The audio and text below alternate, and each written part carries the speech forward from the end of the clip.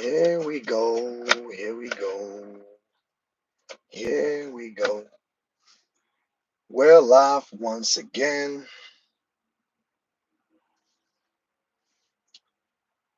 We're live. We are live once again.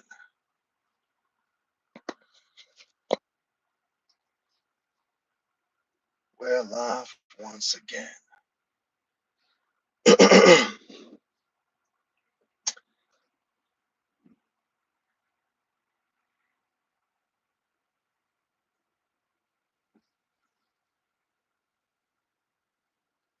We are live.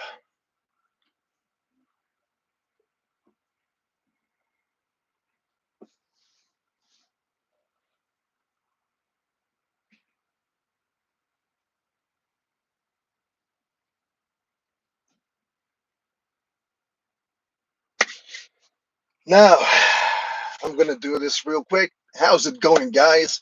Hope you all are doing great. This is EVlog coming to you live. Welcome back on another live stream. Now, it is currently June the 10th, 2025. The time is currently 2:46 p.m. And I just got this news that I just couldn't wait to bring this to your attention because it just happened this past Monday Night Raw. Monday Night Raw. R-Truth is back. All right? The truth is back, and the truth will set him free. R-Truth is back. He's back, baby. Say whatever you want, but the truth is back. And I am so glad because if you all remember, after he got fired, each and every arena, every Monday Night Raw, every SmackDown, fans, the audience were chanting, "We want truth. We want truth. We want truth. We want truth." And the fans never miss. The audience never missed. The emotion running wild, running wild. Why did this man get fired? Because he wasn't the only one, the only person that WWE let go. WWE also let go a couple of other superstars amongst R-Truth. But for some particular reason, the fans, the ovation, the emotion, the support of the WWE universe was just that damn good. They wouldn't let out. Every arena, we want truth, we want truth. And due to the fans' emotion, due to the support, due to the fans' loyalty to R-Truth, WWE had no choice but to bring him back once again. WWE had no choice but to bring him back. And again, his feud with John Cena didn't finish. Fans still loves the man. I mean, this man is currently 53 years old. Bless his soul. 53 years old. And it looks like he has not aged a bit. Black don't crack, baby. Black do not crack. The man still looks good at his age. He still knows how to entertain the audience, the fans, the WWE universe. And when he got let go, fans did not appreciate that in any way, shape, or form. And if you guys listened, if you watched my review on Money in the Bank that I did on Sunday, I told y'all that when you look into the crowd, that it looks like there were empty seats. There were a couple of empty seats. And I told you guys the number one reason could be the fact that due to the fact that WWE will no longer be the Attitude Era. The Attitude Era is gone. Okay? The Attitude Era is gone. Ruthless aggression Cuckoo is gone. It's gone. It's gone. It's never gonna be the same anymore. But with what we got, they are trying to make the best of what they got. Could it be due to the fact that they've lost a lot of audience over the years? That's the reason why there were a couple of empty seats during this past Money in the Bank. Because if you all remember, Money in the Bank is a pay-per-view. And I said it could either be that or it could be the fact that WWE Universe are upset. They are mad. They are livid. They are not happy that they fired our truth. Now let's go back to this past Monday Night Raw when our truth came out, took the mic, climbed on the announcing table, and did his promo. First of all, he thanked the fans, the audience, for their support. Because if it wasn't for their support, he would have still been fired till now.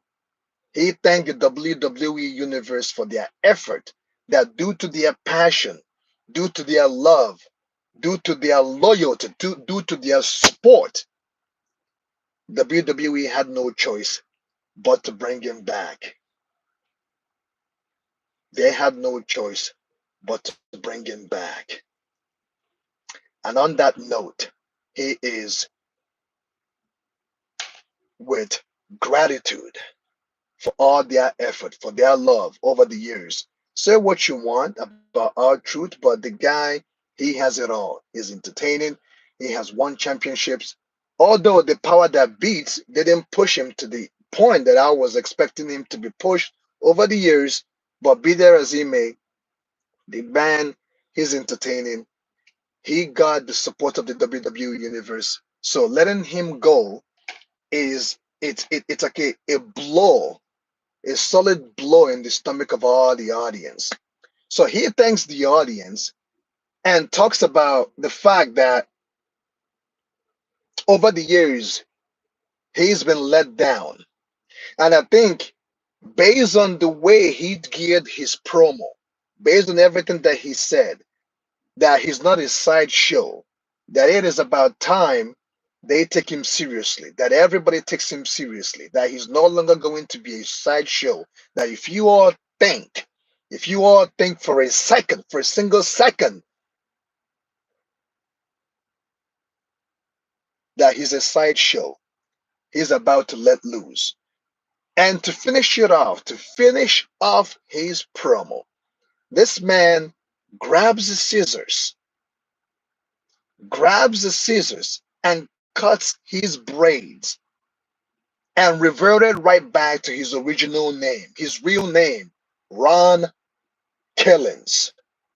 Now, his real name is Ron Aaron Killings, but Ronnie Aaron Killings.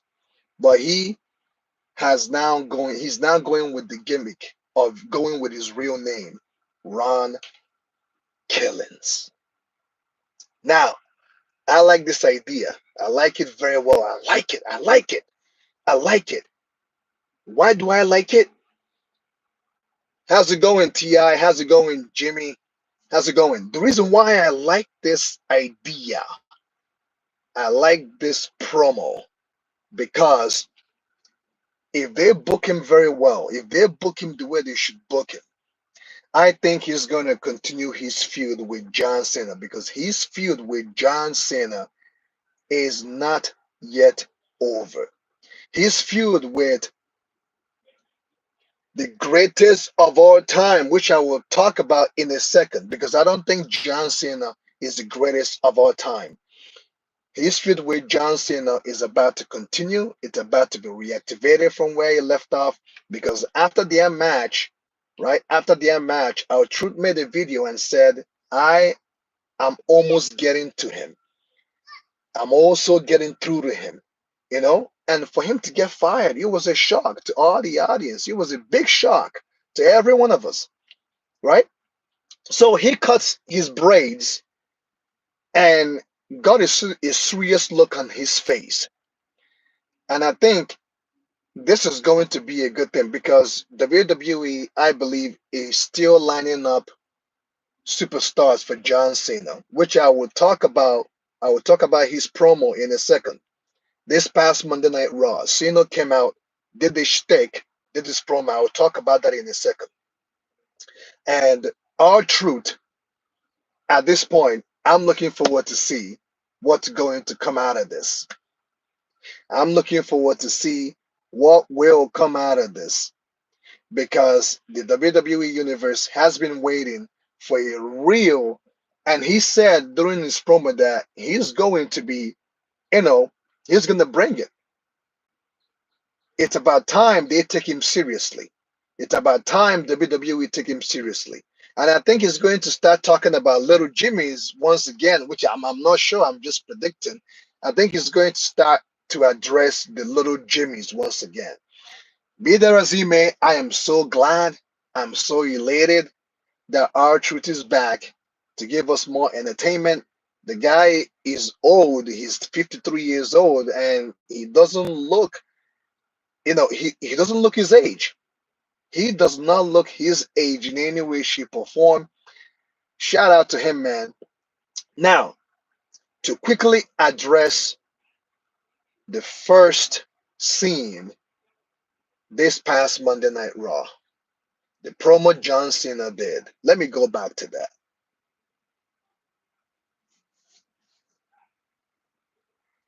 Let me go back to this past Monday Night Raw.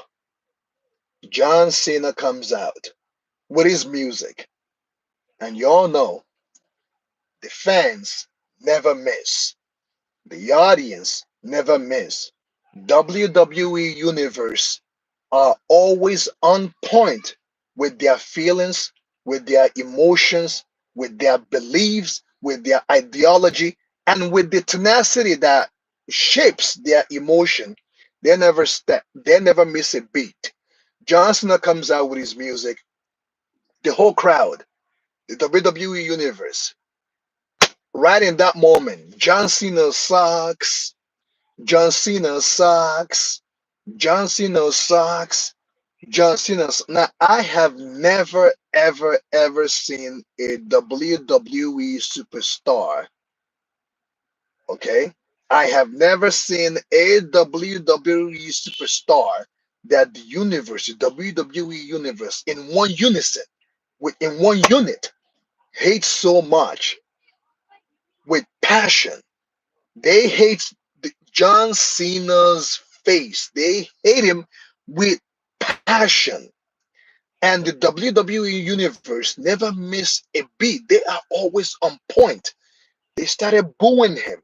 You can hear the whole crowd. You can hear the whole crowd. I know as soon as his music hits, as soon as John Cena's music hit, you can see that they try to pipe in noise, like, to help boost him up when he comes out. But WWE Universe ain't having it. The boo got louder. John Cena sucks. John Cena sucks. John Cena sucks. And of course, he has no choice. There's nothing he can do. So John Cena walks up the ramp, climbs the rope, talks about his promos. Did his promo. Talks about. I think one of the things that he said is actually before he started talking, before he talked about his promo, the announcer, the announcer said the 17-time champion, the greatest of all time. Let me make it crystal clear.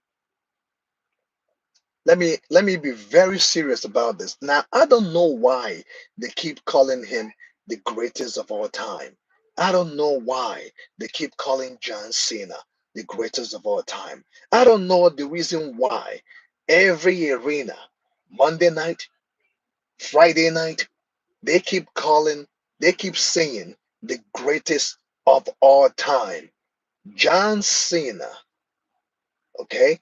I'm talking right now as a WWE fan, hardcore fan. John Cena is not the greatest of all time. John Cena does not deserve that spot to be the greatest of all time. There are other legends, many legends that deserves that spot. I don't know why every time, every Monday Night Raw, before he does this, every time, the greatest of all time. Cena is not the greatest of all time. Even I don't think that WWE even believes that Cena is the greatest of all time. I don't think they will come out or anybody can come out and say that with their chest. He is not the greatest of all time. Let me make it crystal clear. He's not. He is not. Winning 17 time, being the 17-time champion, yes, he has paid his dues. Yes, he is one of the greatest, but he is not the greatest of all time. As an audience out there, if you believe that John Cena is the greatest of all time for you, more power to you. All right? More power to you. But let me tell you something. Once you go back and watch the greats, go back before Attitude Era. Go back. Take your legs, take your mind back. Go back to before the Attitude Era. And then after you're done watching before the Attitude Era, then you go back and watch the Attitude Era. After you're done watching the Attitude Era, then you watch a little bit of the Ruthless Aggression Era. Then come back and tell me if you believe cold-heartedly that John Cena is the greatest of all time. I don't think he is. He's one of the greats, but not the greatest of all time. I don't know why they keep saying that every time. Now,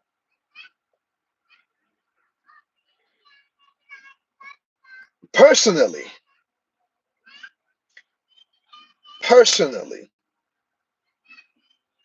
calling him the greatest of all time, if it is to put heat on John Cena, I can understand.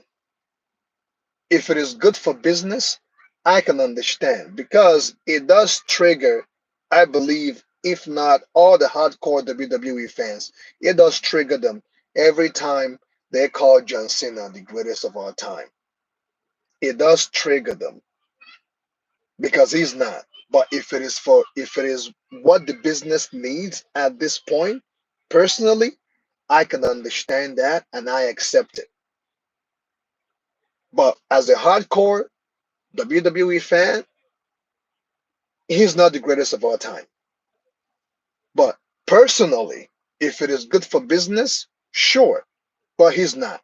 So, anyways, after he's been called the greatest of all time, I know Triple H is up there on my list. That's right. Triple H is up there on my list too. Triple H is up there on my list. So, anyways, after the announcer bigs him up and John Cena starts talking, I think one of the things he said was, "You guys, does the WWE universe has no power to change anything.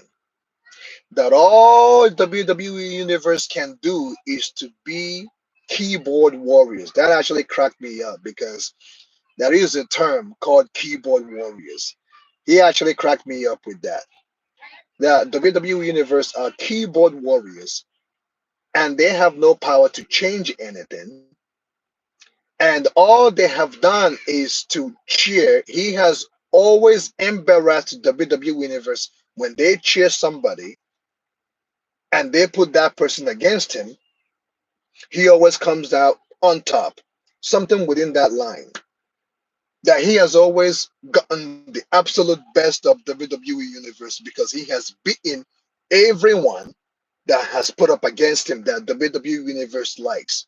Example, Bray Wyatt. Example, Rusev. Example, Alex Riley. Example, the Nexus. I'm talking to you, people that John Cena has buried, if you know what I mean. So he's playing into his heel. For business, If it is good for business, it's good for me. But personally, I mean, as a hardcore WWE fan, it annoys me when he says that because the power that beats gave you that ability to destroy and to bury talents. The power that beats gave you the golden shovel to beat and to bury the talents. You know what I mean? If he was not picked, which is with that decision, by him being picked as the main guy for a very long time, he cannot destroy the business that WWE is trying to recover from today. This is the truth. This is facts. John Cena being the main guy for a very long time, burying talents upon talent. In the long run, it cost WWE that even right now they still have not totally recovered from that. So, anyways, John Cena does his stick and gets interrupted by CM Punk. Before CM Punk interrupted him, he said that he wants more talent. He needs to be. He needs to. He wants more challenge. How can you get more challenge when you have buried most of them? But that's by the way. So CM Punk interrupts John Cena. He comes out. These two go way back. You all remember during the Ruthless Aggression era, 13 years ago, these two went at it, and Punk owned John Cena every time they got into a promo. Punk owned John Cena every time they got into a promo. So these two, they go way back. They go way back. All right. So Punk comes out, says that in order to beat John Cena, that John Cena was exactly what he was 13 years ago when he tried to ruin the business, when he tried to walk home, to go home with the WWE title. Punk said John Cena is exactly like him, that having that title, there's some type of animosity, there's some type of stain, there is some type of stigma that comes with holding the WWE Undisputed Champion. There's a stigma that comes with it. And that stigma, if you are not strong, if you're not strong enough, it could corrupt you. And it has corrupted John Cena. That's what Punk said. And he understood, he realized and recognizes what he must do to stop John Cena. That he needs to be a monster. He is going to come bring himself right back to how he was 13 years ago. In order to stop John Cena, he's going to have to become a monster in order to stop a monster. And in that moment, here comes Seth the freaking Rollins. Seth Rollins. And you all know this past Saturday, this past weekend at Money in the Bank pay-per-view, Seth Rollins was the victor. He won the briefcase, the Money in the Bank briefcase. And you all know Seth is very, very good in capitalizing on situations. He kind of reminds me of Edge during Edge's career. Edge is the ultimate opportunist, and Seth Rollins has taken that mantle. And most of the time, when WWE star wins that briefcase, 90%, 90 to 95% of the time, they come, they become either the World Heavyweight Champion or the WWE Champion. And Seth Rollins is no different. And we all know with that briefcase, with him holding that briefcase, it's only a matter of time. John Cena's days are numbered. Jey Uso, who I'm gonna talk about his match with Gunther in a moment, right? Since Gunther is the new World Heavyweight Champion, he is gonna have he's gonna have to watch his back because at any point in time, at any moment notice, Seth Rollins can at any point in time capitalize and beat his ass for that title. John Cena as well needs to watch out because Seth Rollins is the ultimate opportunist. And now that he has his posses, Braun Breaker and Bronson Fatso, Bronson Reed. That guy needs to lose some weight. Now that he has his posses with him, Seth Rollins is almost unstoppable at this point. At any point in time, he can strike. So Seth Rollins shows up to remind John Cena, to remind CM Punk, you guys can talk all the game you want, but make no mistake about it. You better not take your eyes off me for 1 second. You can talk your game, you can talk your promos, you can make your shtick. Make no mistake about it.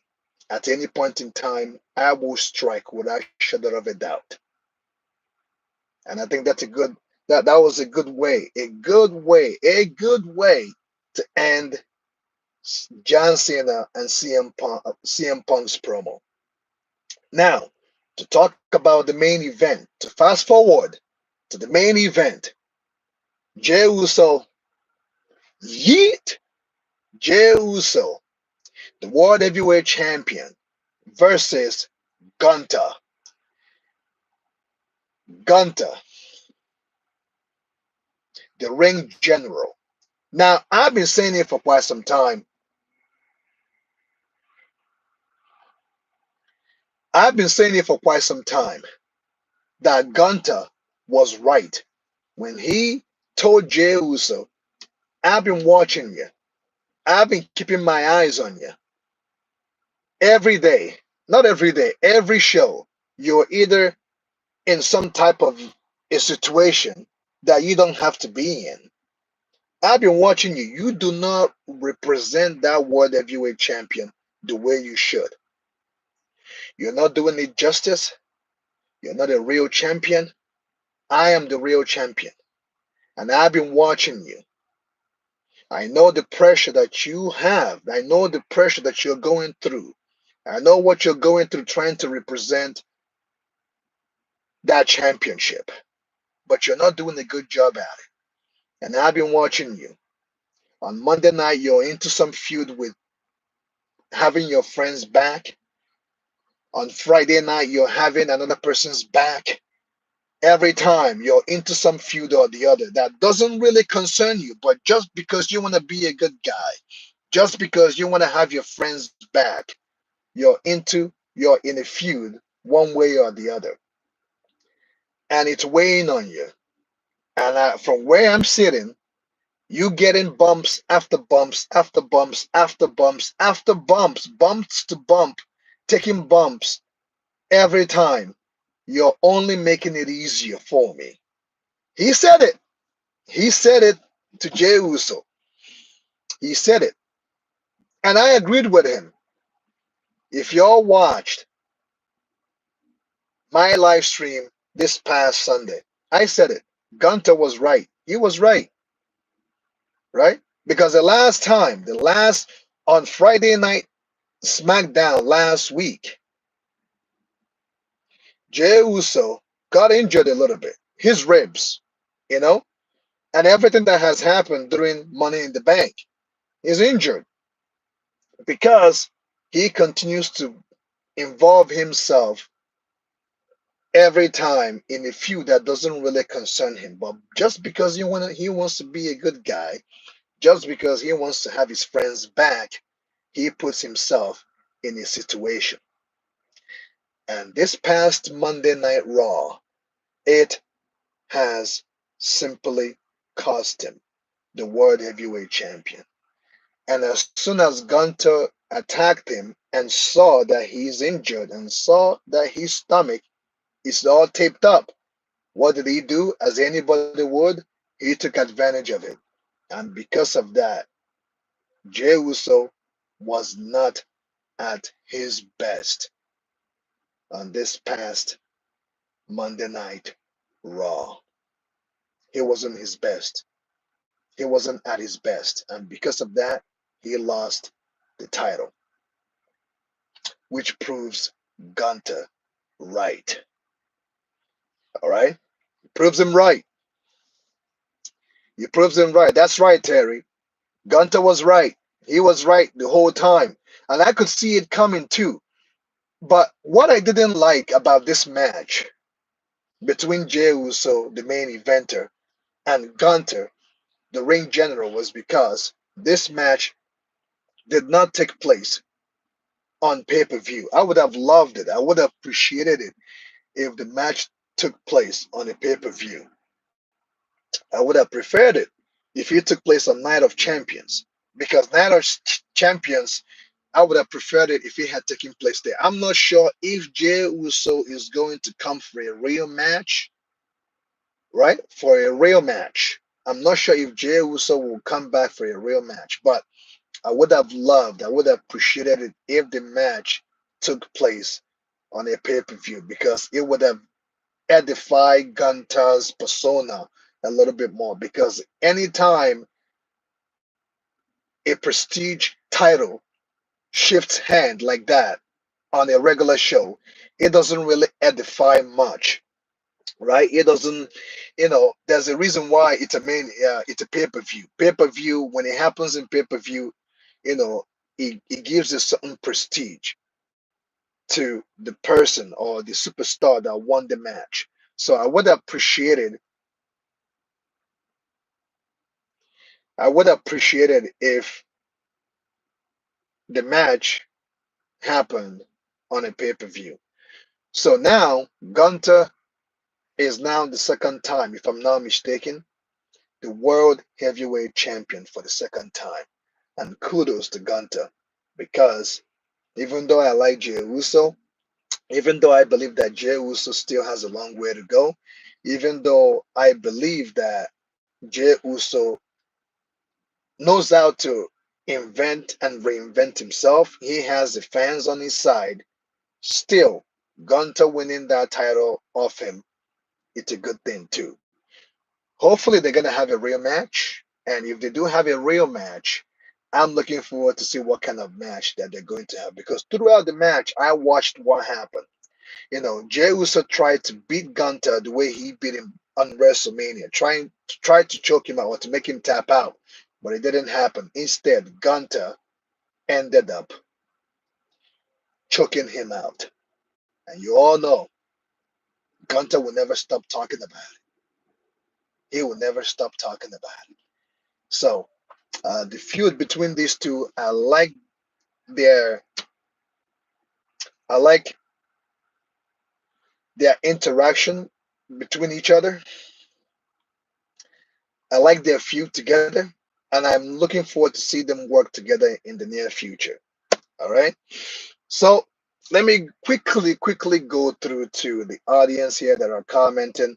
Thank you guys for coming in anyways. Thank you guys for your comments. Um, yeah, Antonio, that's right. Ron Killing, R-Truth is back, and I'm looking forward to see more of him.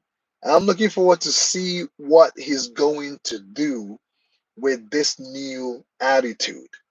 Okay, and I'm hoping that WWE will give this era a name. You all remember Attitude Era, Ruthless Aggression Era. I'm not sure what to call this era. If you guys know what to call this era, please let me know on the comment section.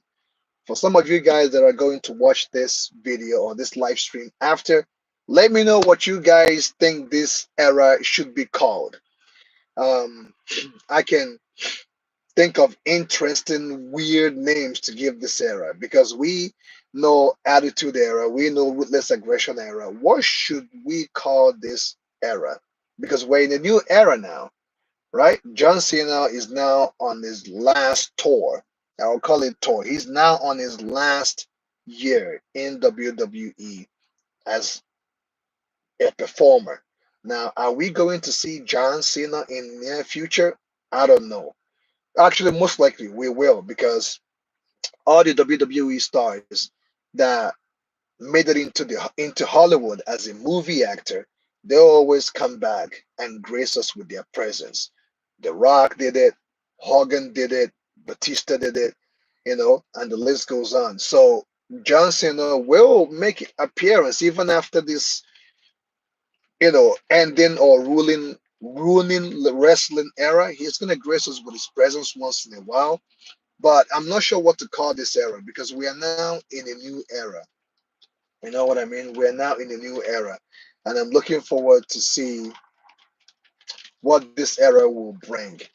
I'm staying positive. Like I said, WWE is no longer going to be like the Attitude Era. It's never going to be the Attitude Era. It happened then. It's never going to be the Ruthless Aggression Era because it has came and it's gone.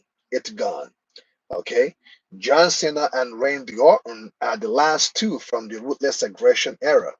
Once John Cena goes, it's only a matter of time before Randy Orton goes. And once those two goes, we can literally say that the Attitude Era, the Ruthless Aggression Era, is totally gone, like gone, gone. So with the era we now have on our hands, what kind of stars or future stars are we gonna get? You know what I mean? What kind of superstars are we gonna get? I hope that things will get better. I hope so. I hope that Roman Reigns will come back. I'm not sure what his schedule is. I'm not sure. I haven't really paid attention to what Roman Reigns is doing outside WWE right now. Maybe he's filming. Maybe he's doing a movie with his cousin, The Rock. Who knows what he's doing? But I hope the tribal chief will come back. Outside that, LA Knight is hot right now. They're not giving the guy his dues. He has all the qualities, all the materials. He has all the everything he needs to be in that main event spot. He has it. I don't know why they are not giving him a shot like they should. I'm not sure why. Everything right now is geared towards John Cena, Seth Rollins, and Cody Rhodes. That's where everything is geared to. I'm not sure if LA Knight is going to get a shine of his own because he has it, and I know I'm not the only one that sees this. LA Knight got the it factor. He has the it factor. Why is WWE taking so long to give him the recognition that he deserves? That I don't understand. I'm sure they have their sick reason why, but the guy is gonna get old at some point. He's hot right now. He looks good. He has the look. He has the charisma. He has it all. So why are they holding back on LA Knight? Why are they holding back on LA Knight? That I don't understand.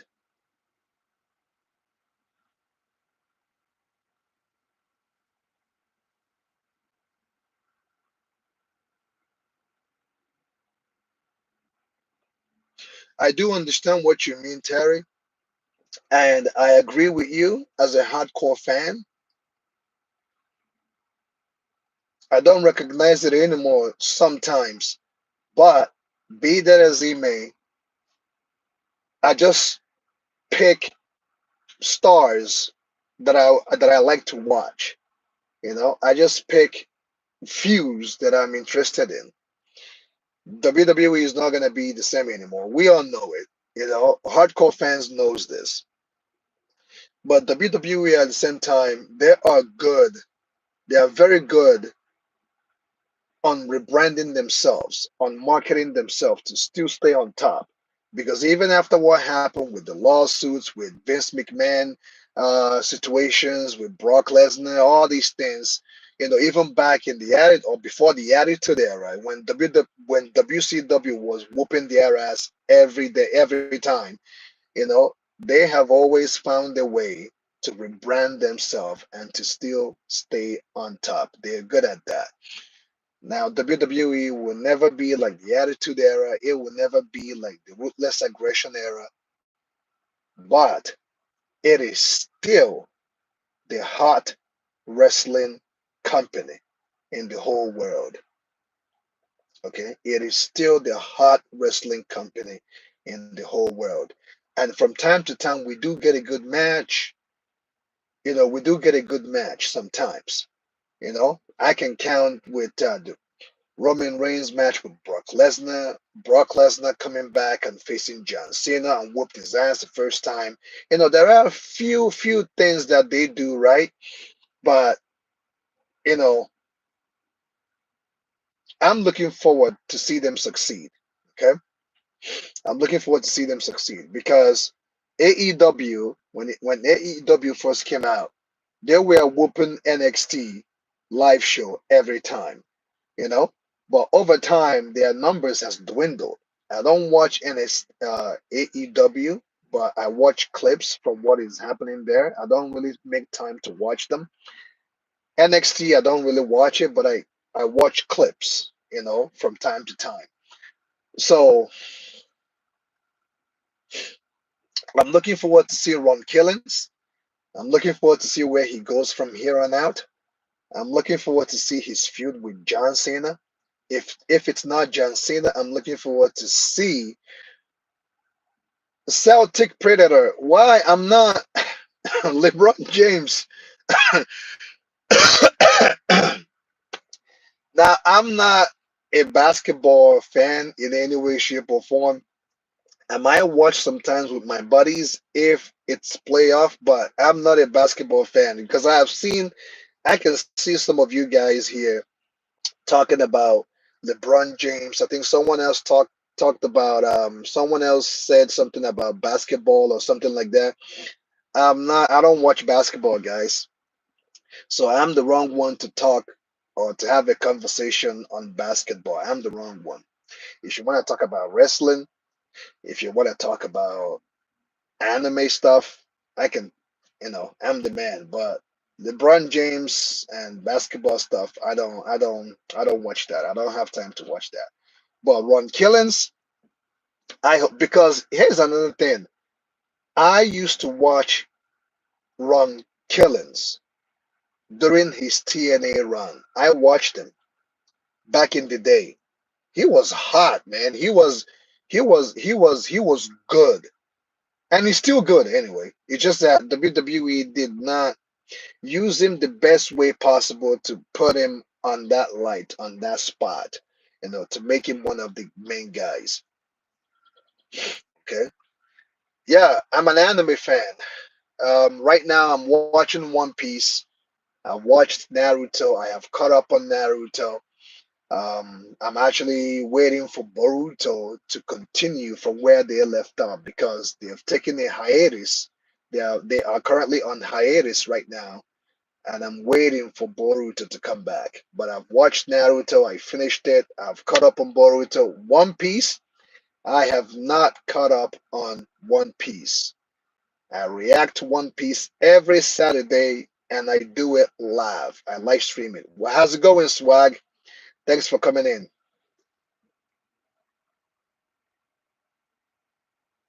Oh yeah, Ron Killings has always been a dynamite. He has always had a good body work, and he's not really prone to injury. Ron Killings, our truth, is not he's not prone to injury. I used to watch his career on TNA. He was pretty good during that time. He was there with AJ Styles and all these guys. He has a vast amount of body work. He has a vast amount of body work, and he's very entertaining. Now, with this new gimmick, Celtics, Luffy versus Emu Summer soon. Okay. I'm currently right now on episode 300 and I believe 330 or something, or 37. I don't know. I'm on episode 300 and something right now. So I'm still far away from the current episodes. I'm still far away, but I'm getting there. I'm getting there. I don't know. So, Celtic asked me if I am an anime fan. It's actually interesting because this channel is based around anime. From time to time, I like to do vlogs, and I do live streams, and I like to talk about other stuff outside anime. Because as much as I'm an anime fan, I also enjoy watching wrestling. Okay. Yeah, no worries, man. No worries, Sektuk. I hope you subscribe because you will be seeing my One Piece reactions and short videos very soon. I have a lot of short videos right now on One Piece, so you can feel free to check them out when you have time. And yeah, it's gonna be interesting. I'm looking forward to do live stream this coming Saturday. So if you've subscribed, turn on the notification so that when I do go live, you will be there to support us. And shout out to Swag too. I see you on the chat. So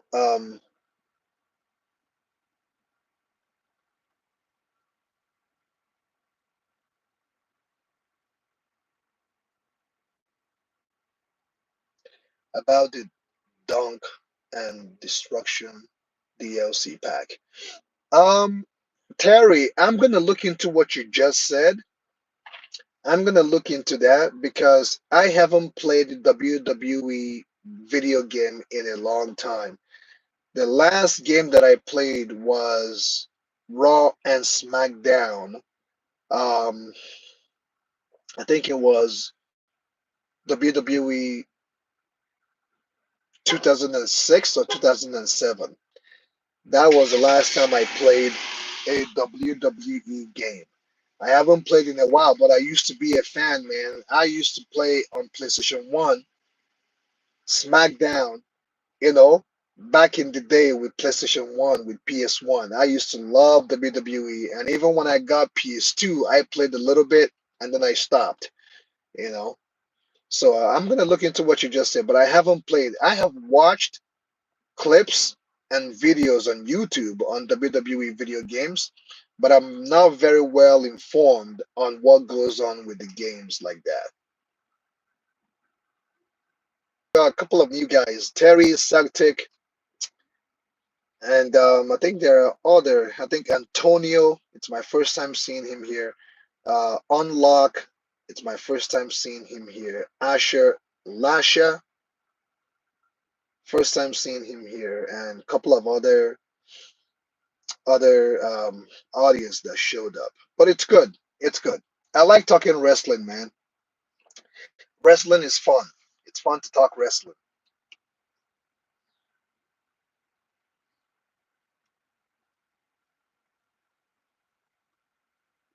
Oh, okay. Oh, okay. Yeah, I'm not into WWE video games like that. It's been a while I have played WWE video games. It used to be one of my favorite things to play back in the day.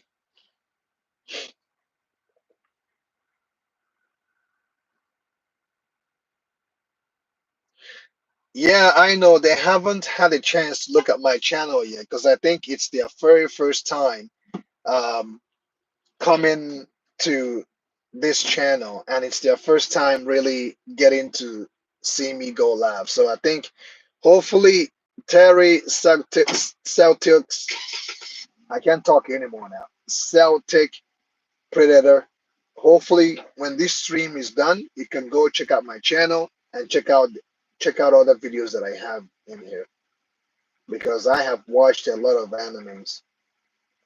Speaking of UFC, I do watch, but not as I should watch.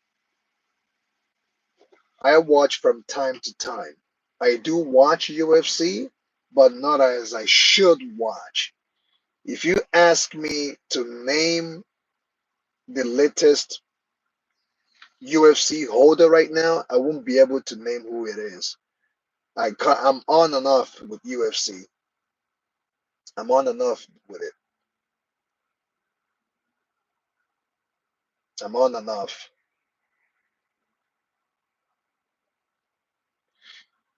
Now that we're on this subject of anime, who do you guys think is a better written villain, Frieza or Aizen? I know I brought this topic up many times. Who do y'all think is a better villain, Aizen or Frieza?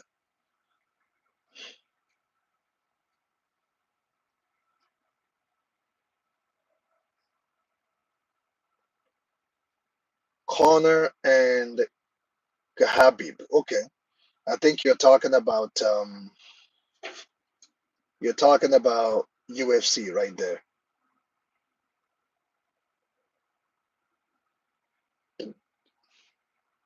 Sure, Swag. Go ahead with your question. Go ahead.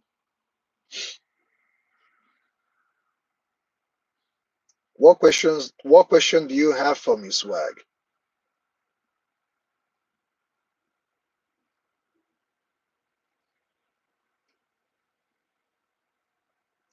Oh, shout out to Terry. We got a new subscriber, man. Thanks, Terry, for subscribing. Much appreciated, man. Much appreciated. Thanks for the sub. And I see Celtic said Eisen.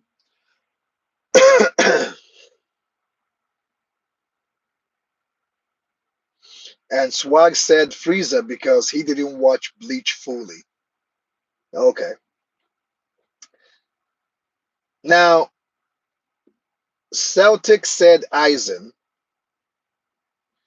So, due to the fact that I've watched both Bleach and Dragon Ball, whether if it's Dragon Ball Z, Dragon Ball Kai, Dragon Ball GT, Dragon Ball Super. I guess I'm in a better position to speak about it. Who is your favorite WWE superstar? Are you talking about all time, or are you talking about in this recent era? Which WWE superstar are you talking about? Who is my WWE favorite WWE superstar of all time? Or are you talking about right now? Who is my favorite WWE superstar? Which one?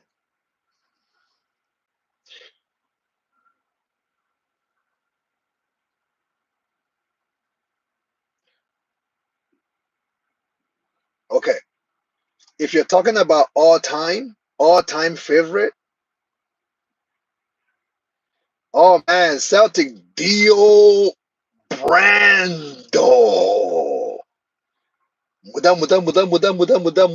Mudada. Of course, man. JoJo's Bizarre Adventure. I'm a big fan of JoJo's Bizarre. I've watched from the first one all the way to the last one when the last one with Jolene. And I heard there's a new one coming up very soon. I did a reaction on the new JoJo's Bizarre Adventure. I believe it's part 8. I forgot the name of the new arc. Go to my JoJo's Bizarre playlist and you'll probably see my reaction and my take on the new upcoming arc on JoJo's Bizarre.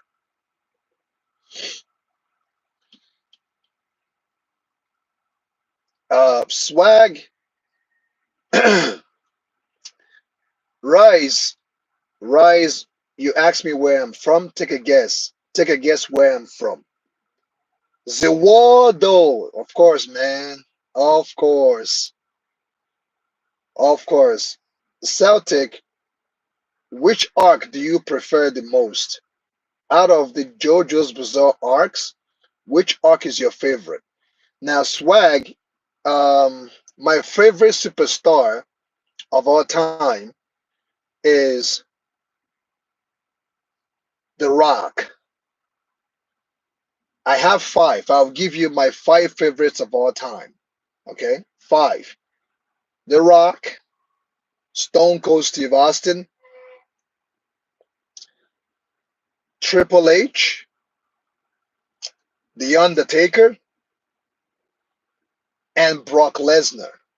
Those are my five WWE of all time. Let me say it like Santino Morella would say it. My favorite WWE of all the times. That's how Santino Morella would say it. All right. Those are my WWE favorite of all the times. Now, Rise, I'm currently in Canada. I'm in Canada. I'm from Canada right now. I'm speaking to you from Canada. And I know y'all can sense my accent, that I have an accent. I want you to take a guess where I'm from.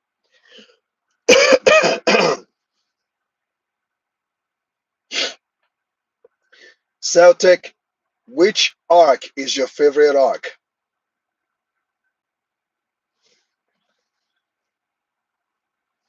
I'm not that far away, bro.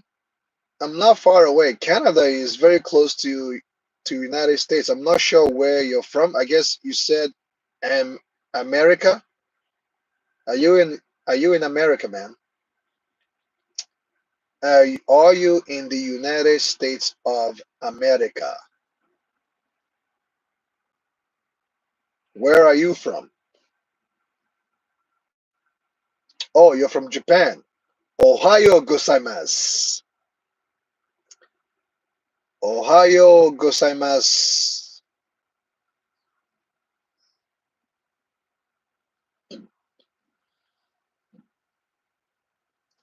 Ohio gozaimasu.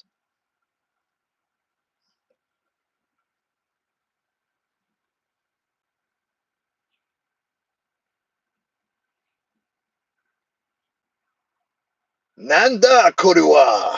Nani? Nani? Tasukete kurue. Kuzakenna. Now I'm just saying all the things I've heard and I know what they mean in Japan. So Swag, you said your favorite is Eddie Guerrero. I appreciate that. Yep. Chris Benoit or Chris Benoit. Edge, Kane. I respect that. I remember when Kane made his debut in WWE. When Kane made his debut, it was epic. It was epic when Kane made his debut. And he attacked The Undertaker. That was an epic moment. And Kane, with his mask and everything, was badass. Edge, the ultimate opportunist. I like Edge too. I don't mind him. Chris Benoit, I mean, I know due to what happened to him and his family, it kind of leaves a bad taste in the mouth when his name is mentioned. But be that as he may, as a wrestler, he was the Wolverine, Chris Benoit. He was a good technical wrestler, if I recall. He was a very good technical wrestler. But due to the fact of what happened to him and his family, it kind of leaves a bad taste in the mouth when you mention his name. But be that as he may, shout out to Chris Benoit still. And Eddie Guerrero, man. Eddie Guerrero is very entertaining. He's funny, entertaining. He has charisma. He totally a good guy, man. Good guy. He has the locker room's respect. Eddie Guerrero. Shout out to him. And I like what his son is doing. I'm looking to see more from Dominic, the Dirty Dom. I'm looking to see more from him in the WWE.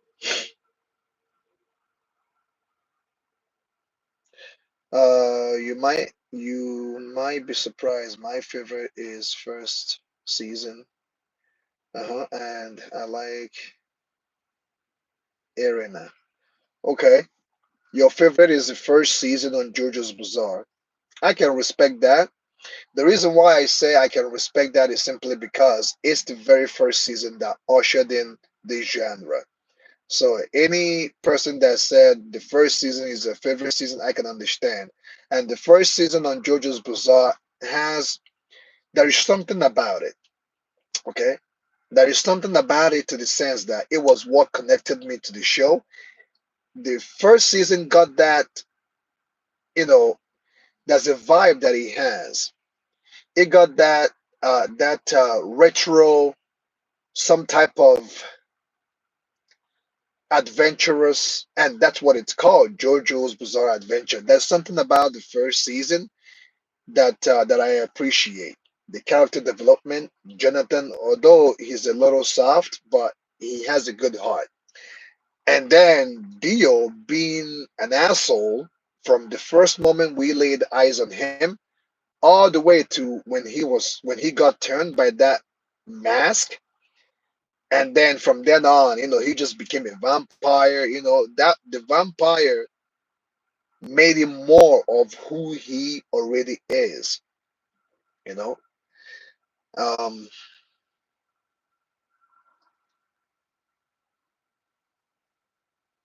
yeah, Kiria Yoshikage, Killer Queen, of course. Kira, yeah, I remember.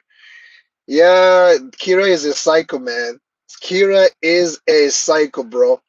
This man literally will hunt down women, kill them, and takes their hand or something from them and goes to picnic. He will go and have picnic with a woman's hand, and the thing will be smelling, y'all. The thing is starting to decay, and he will be having picnic with a hand. But Kira is he's a very tyrant of a villain still. I liked it. I liked it. My favorite season is season. I think there is Phantom Blood. There is uh my favorite season is Stardust Crusaders with Jotaro, and this my second favorite season is season 4 with Joino Giovanna, and then the first season. But there is something about season 3 though. I think Phantom Blood, Stardust Crusader is season 2, if I'm not I think season 1 and season I forgot the seasons now, but the Joino Giovanna season, Jotaro season, the first season are my favorite seasons. Of course, I do like Kira as a villain because it took a while. Like he is very cunning, and the way he did what he did, the way he's able to hide and blend in with, like just blending, you don't know who he truly is. It's very cunning on his character. The Killer Queen thing, it's very cunning.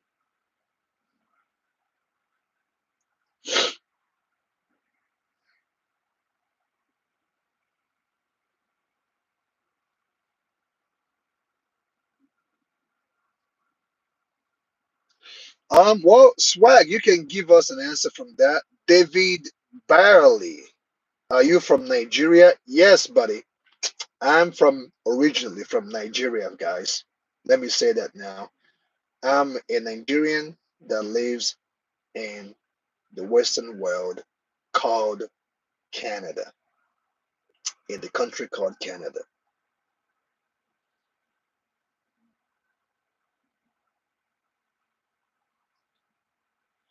Oh, my apologies, man.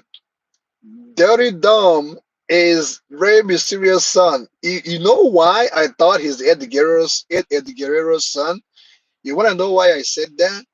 For some particular reason, I remember their feud, Rey Mysterio's feud with Eddie Guerrero, when they were going back and forth on who is Dominic's real father.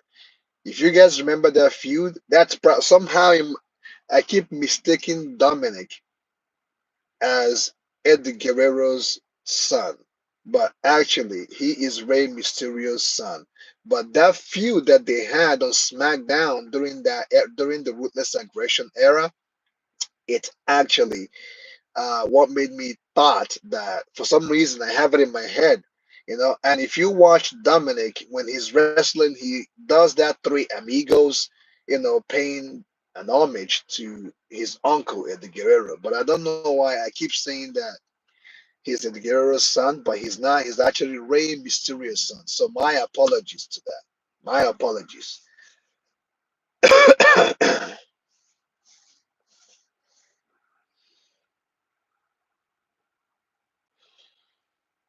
Yeah, of course, that was a rumor during that time they had their feud. You know,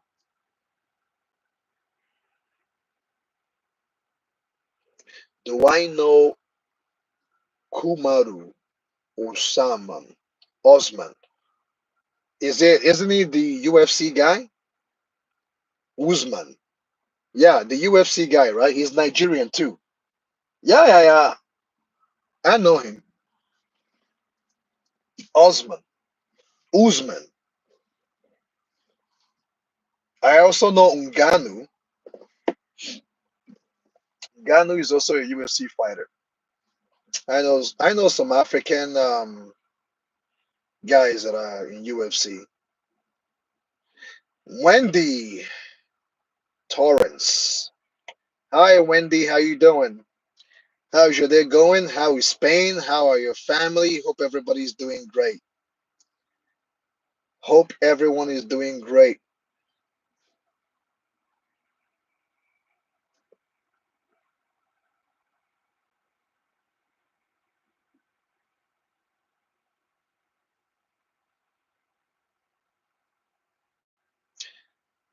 Not so bad, really hot. I know. It's the season. It's the season, Wendy.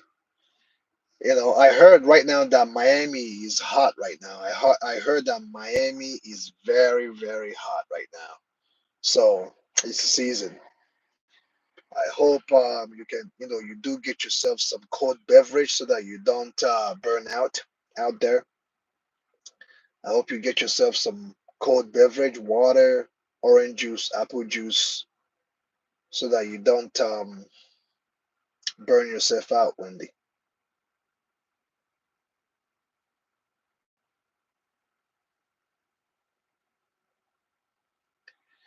Yeah, Madrid. Okay.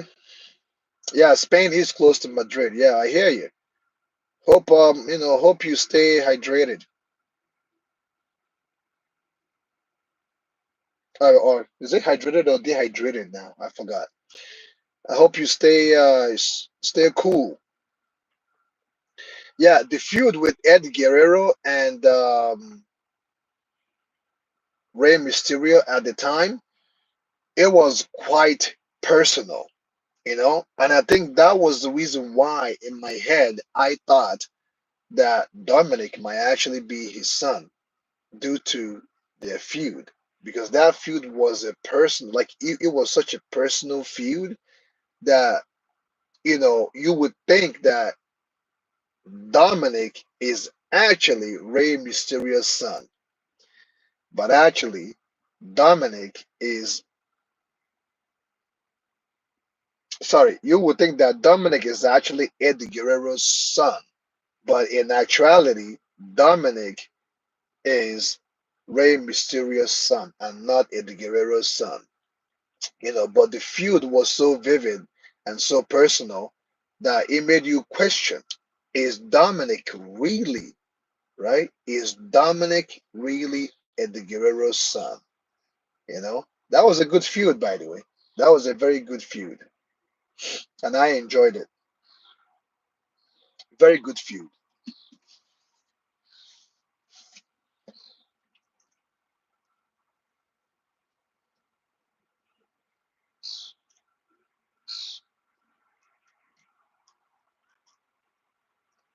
Espana.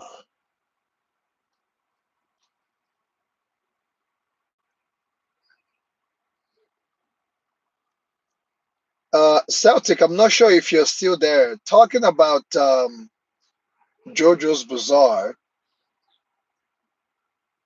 talking about JoJo's Bizarre. Uh, during the final episodes or the final moments of Kira, his final moment, I remembered, I remembered closely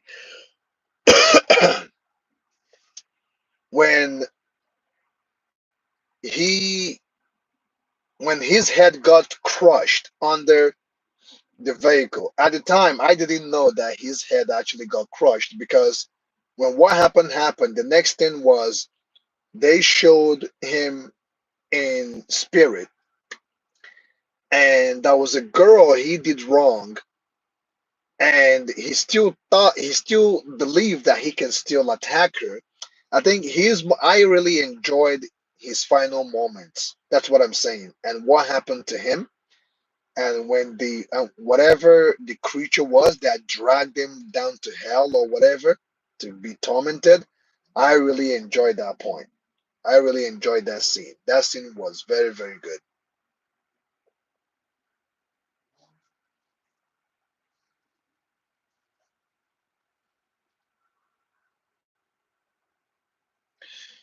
Uh, swag.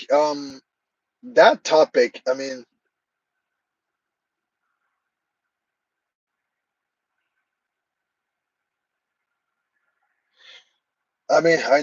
know what you mean, man. It was a tragedy. It was a very tragic moment because Chris Benoit, just like Eddie Guerrero, got the respect of the locker room. Everyone in the locker room loved Chris Benoit. He was a man of character. He was a man of virtue. He takes himself seriously, just like Bret the Hitman Hart took himself seriously during his time. And he's a very, very technical wrestler. So when the situation happened, at first, WWE was in the forefront of it, right? They were giving him all the props in the whole world until the news came out on what exactly happened to him and his family. Now, you know, can the autopsy lie on what happened? Of course, but based on evidence, and I know evidence can be tampered. I get you. I know what you mean. And I can tell that you're a big fan of his because you did tell me that he is one of your greatest of all time, one of your greatest of all time, and you don't believe that he actually did what they said he did. Who knows, man? I don't know.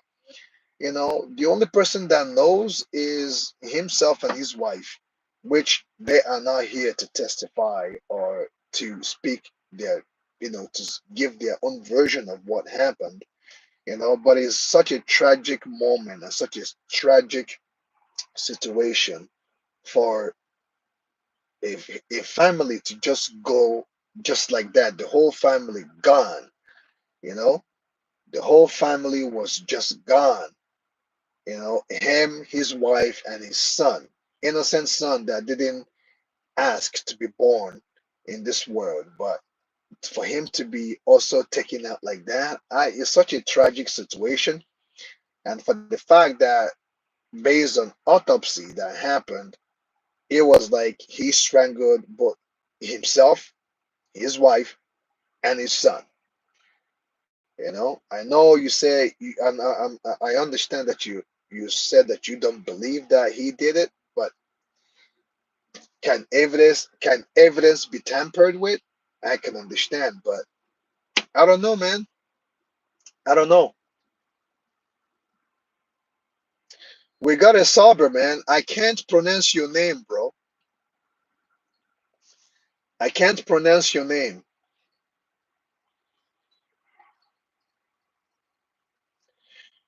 I can't pronounce your name, man. It sounds like or it looks like, or your name reads like you're Indian or something, or some type of. I can't read your name, but whoever you are, thank you so much for the sub. Much appreciated. Thank you for the support. Much appreciated. Some say it's steroids that made him do that. to his family. Some say it is a severe brain injury that caused him not to be himself. Well, yeah, I heard about that too from the autopsy. There were speculations of what could have happened. There were speculations of what actually went wrong. Yes, some say that it could be the steroids, overdose of steroids that made him lash out like that and did that such a horrible thing. Some also say that it could be the brain injury. I think I'm leaning towards brain injury than steroids. Okay, let me say that again. I think I'm leaning towards the brain injury thing than steroids because the brain injury that can cause somebody to lash out like that. I'm not saying that steroids can't. There has been cases like that of steroids use and someone lashing out, but with the brain injury, it is most likely that that would happen. And watching his career, being also a fan of Chris Benoit, and watching his career, when he goes on the turnbuckle and flies and goes with his head normally connects with the body or with the head of the other superstar. And with all the chair shots after chair shots after chair shots, all the physicality that comes from wrestling, that could warrant such an injury to happen. And if not treated, this is one of the results. And I know uh, football players, American football players, they do go through the same similar situation with brain injury, because if you watch their sports and you see the physicality and the body contact that these guys go through, with that amount of physical interaction, it could cause brain injury as well. So I hear what you're saying, man. It could be. I'm leaning towards brain injury. Brain injury might be what did it.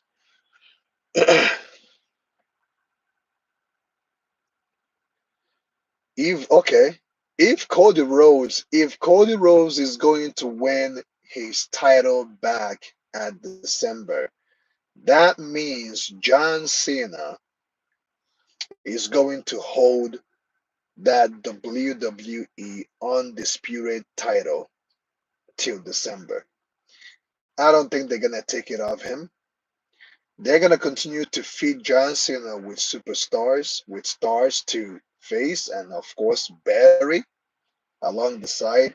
It's actually interesting, but we'll see how it goes. I just hope that and them feeding him superstars, it's not gonna lead to those superstars being buried. I hope that feeding him stars, it's not gonna be to the detriment of those stars to their expense or on their expenses simply because John Cena has done a lot of that in the past. Okay, he has buried a lot of talents, but I don't foresee him burying Cody because Cody is hot right now. Cody is very hot right now. Our Truth, the Ron Killings gimmick. I'll see how he's gonna take it. I'll see how far he's gonna take it. I'll see the embodiment on and how much work he's gonna put into this new gimmick. Going by his real name, I'm looking forward to see what he's gonna do with it. But if he's going to face John Cena with this new gimmick, most likely, okay, most likely, Ron Killings will probably lose his match. I don't think he's gonna win. But you guys that are currently live, please like the video, like the live stream, guys. It helps with the algorithm. All right, please show some love to the live stream. Like the video, guys. It helps me and it helps the algorithm and it helps for more and better content. Okay, please like the video. Much appreciated.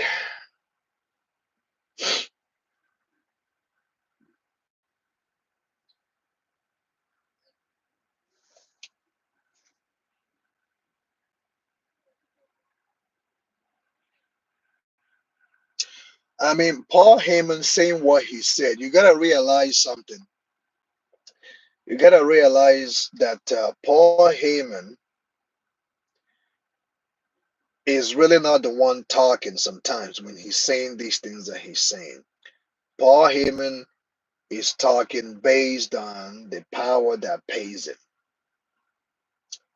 If you guys remember, when Stone Cold Steve Austin took his ass home because he doesn't want to face Brock Lesnar, because he believes that Brock Lesnar has not been built up enough to face him, and he doesn't want to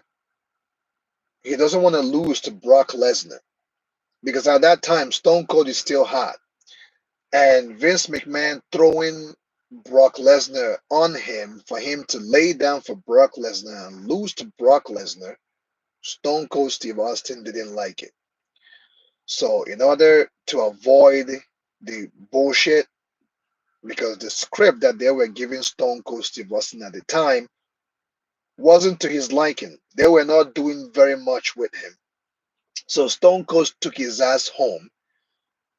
And if I remembered, WWE asked The Rock to say something bad about Stone Cold Steve Austin. And The Rock did it. If you all remember that promo when The Rock said Stone Cold took his ass home, if you don't want to stay in the WWE, get the F out. If you all remember that promo, that was pitched to The Rock to say that. The Rock really wouldn't want to say that about Stone Cold Steve Austin, but due to the fact of the situation and the people he works for, they told him and pitched that promo to him, and he ate it up and he said it on live television. So going back to Paul Heyman saying what he said about Chris Benoit, he Paul Heyman said what he said because of the people that pay him. If Vincent Kennedy McMahon tells him this is what I want you to say, most likely Paul Heyman will say it. You know, but be that as he may, he said it anyway.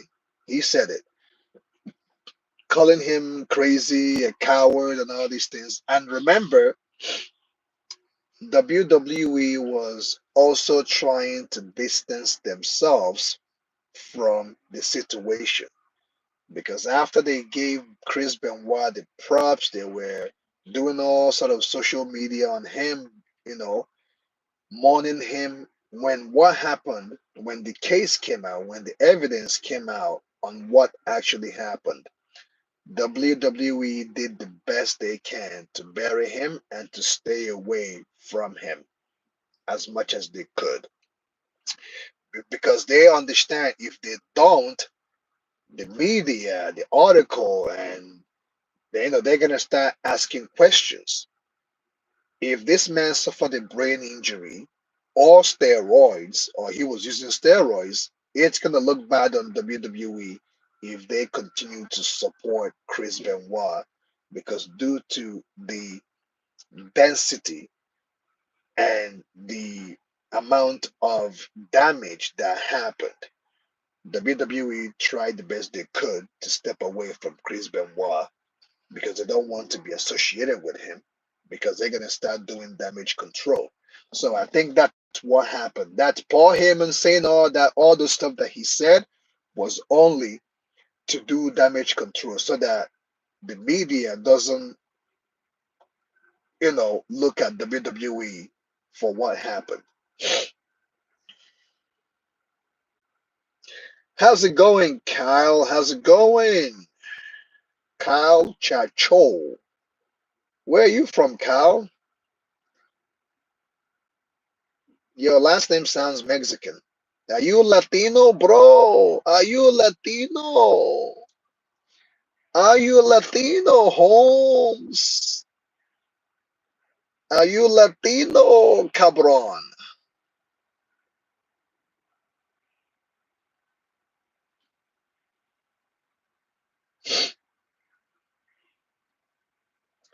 Oh, is that so? Jey Uso is going back. to his tag team with Jimmy. I I don't think that's a good idea. If that is what is going to happen, I do not think that that is a good idea. I don't think it's a good idea for him to go back to tag team title. That's not a good idea. He already got his foot in the main event in the title picture. I think he should stay in the title picture or in the main event picture. I don't think it's wise for Jey Uso to be to go back to tag team. I don't think that makes sense. I mean, for his at least for his character, for his persona, Jey Uso has worked very, very hard to get to where he is right now. I mean, when you become the world heavyweight champion, you kind of want to stay in that title phase, in that title picture, in that title spots. Either gunning for the title or you have the title. Going down to tag team title, it's gonna degrade his momentum right now. And I know WWE knows that.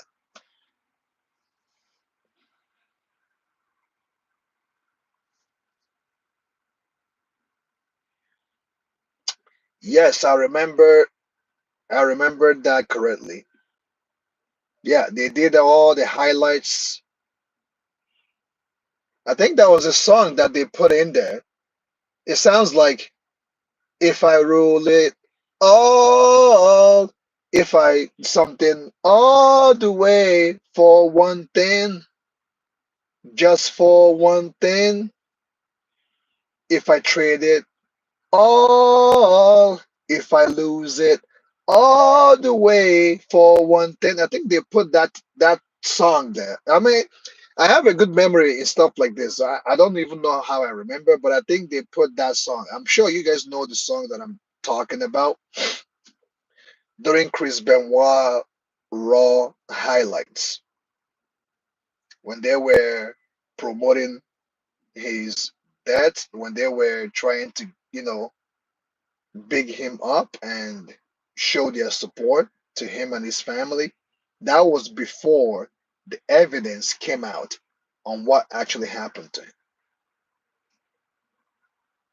Yeah, exactly, man. Thanks, Matthew. Thanks for pointing that out. Yeah, if I trade it all, if I lose it all the way for one thing, just for one thing,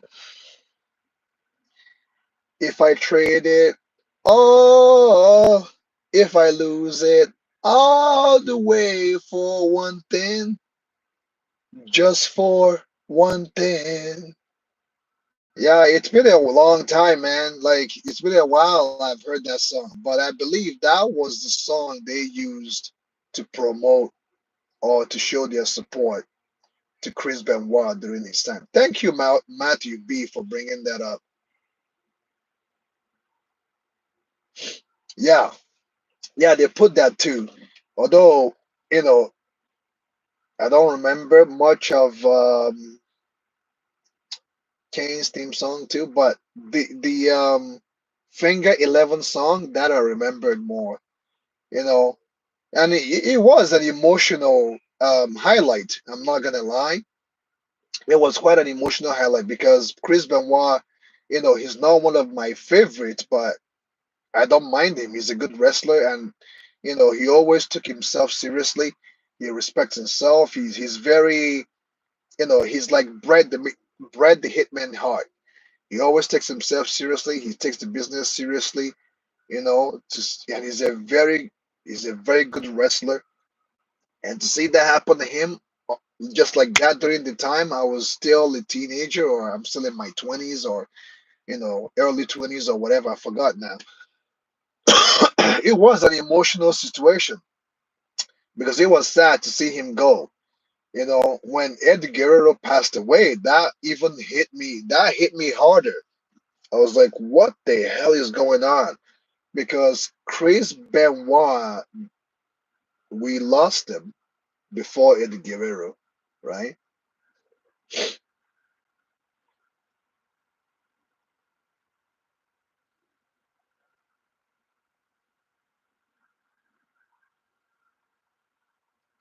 Okay, yeah, JoJo's Bizarre. I'll be looking forward to that. If you have a link of that, if you have the link, let me know. Now, fellas, if you're watching the live stream, please like the video, show some love to the video, subscribe to the channel for more content like this, and check me out this coming Saturday on One Piece live stream. I will also react to the beautiful after the end tomorrow. All right, I'll react to it. I'll react to Windbreaker this Thursday, and of course, Fire Force Season 3 this Friday. Who is your favorite WWE diva? Oh my goodness. My favorite WWE diva of all time, I guess. Of all time, I have five favorite WWE diva. Number one is Lita. I'll put Lita as my number one. Not because she's the most beautiful diva in the locker room or on my list, but simply because what Lita and Trish Stratus did, those two working together, it's almost not really, but it comes close to Stone Cold Steve Austin and The Rock. Lita and Trish Stratus, they made a huge impact.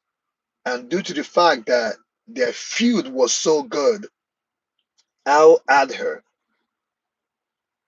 She's not the most beautiful person, but she's a good wrestler. My second WWE diva of all time will be um, I know some of the older I know some of the older WWE fans will probably say, "What about Mae Young? What about this?" I never got to see Mae Young wrestle. You know, she's a dinosaur. Of course, bless her soul.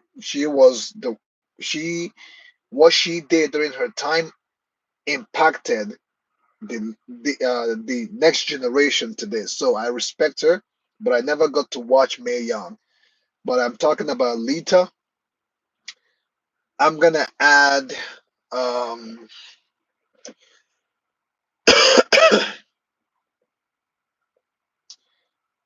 the second person will be of Trish Stratus, those two for sure. My third favorite is um, uh,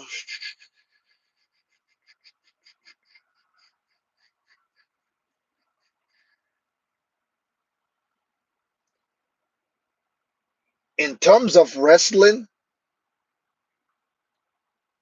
yeah, in terms of wrestling, okay, this is the thing. Diva, in terms of wrestling and in terms of sexiness, okay, I think those are two different things. If I pick them based on wrestling, I'm talking about based on wrestling here. I'm going with Lita, right? Lita. I'm going with Trish Stratus. I'm going with um Paige. Okay, this is in terms of wrestling, not beauty. I'm not including beauty here. If I include beauty, I'm gonna have to change my list up. But in terms of wrestling, the women who I enjoyed watching at the time, in terms of wrestling, Lita, Trish Stratus, Natalia, Paige, and I think I might add, I'm kind of in between. Um, what's her name? I'm kind of in between Ripley. Oh, actually, no, wait, hold on. I just remembered somebody. I just remembered someone. I just remembered somebody. China, okay? I just forgot the Attitude Era for some reason. China will be number one in terms of wrestling. I'm not talking about beauty. In terms of wrestling, I will go with China, Lita, Trish Stratus, Natalia, and I'm kind of having a hard pick with Beth Phoenix or Rhea Ripley because I've watched a little bit of Rhea Ripley. Those five divas or WWE women's superstars are my top five. Okay, but if you talk about beauty, that list would definitely change. Okay, I might have to do a lot of takeaways and a lot of shuffling and all these things. So Paige is definitely up there. China is number one, man. China, man. Oh man, I used to enjoy watching her.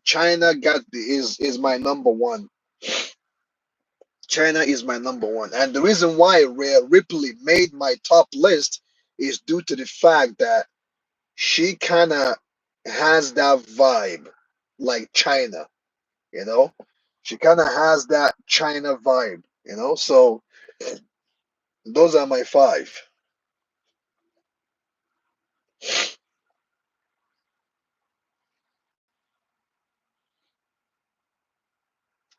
Now, if you talk about beauty, it's a different ball game. I will definitely have to take off some people and shuffle things around if you're talking about beauty.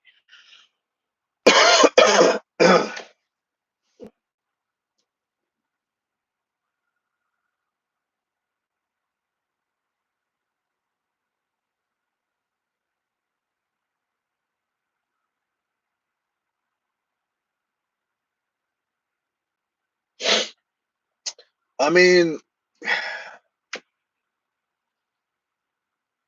I'm not sure how other divas are better, but I guess to each his own, you know.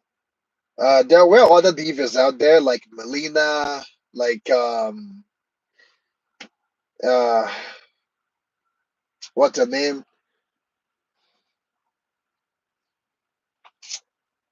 Ric Flair's daughter, I forgot her name. Becky Lynch, of course there are those stars. There is Mickey James and AJ Lee and um Beth Phoenix and them. I mean the Bella Twins, there are other divas, but these are my top five. Yeah, AJ Lee is good. AJ Lee was good. It's just that her the way she looks, she looks like a kid. You know what I mean? It's hard for me to, it's a weird, she has that look that if she comes up and tells you that she's 18 years old, you will believe her, you know? Bless her soul. But she comes off to me as such a young kid, you know what I mean? Even though she's not a kid, but I'm sure CM Punk is appreciating her right now because she married CM Punk, right?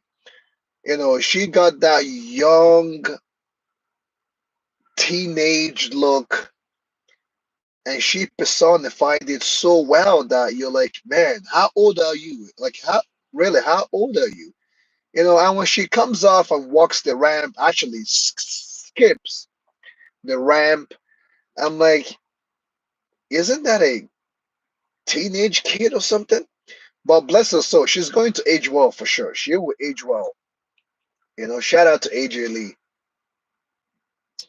Yes, Charlotte Flair is up there. I can understand Charlotte Flair, but I'm not gonna switch Charlotte Flair for Paige. Never, I'm not doing that. Charlotte Flair, I don't know, man. She's kind of cocky, but I do understand the cockiness. It comes with, it's a swag thing. I respect her talent, but it's just that the amount of disrespect that she portrays, that she comes off, especially when her and Becky Lynch goes into feud, she does dish out quite disrespectful vibe, you know. So for that, I didn't like her because of that. She calls herself the queen and all of these things. She's good. I'm not gonna lie. She's okay. Becky Lynch is okay too. Those two feuds are very. I like their feud together. But Rhea Ripley is kind of the future. I'm not sure how her future, how far it's gonna go, but we'll see.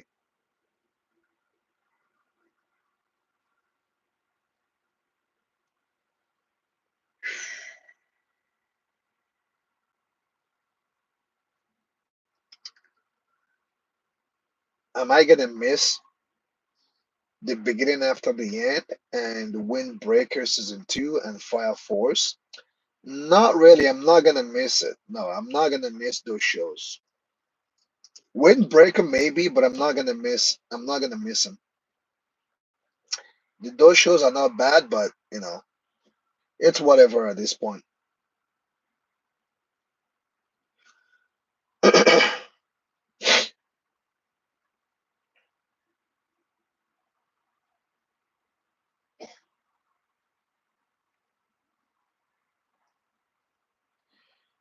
Yes. Oh yes, I forgot about Oscar too. Yeah, yeah, I forgot about Oscar.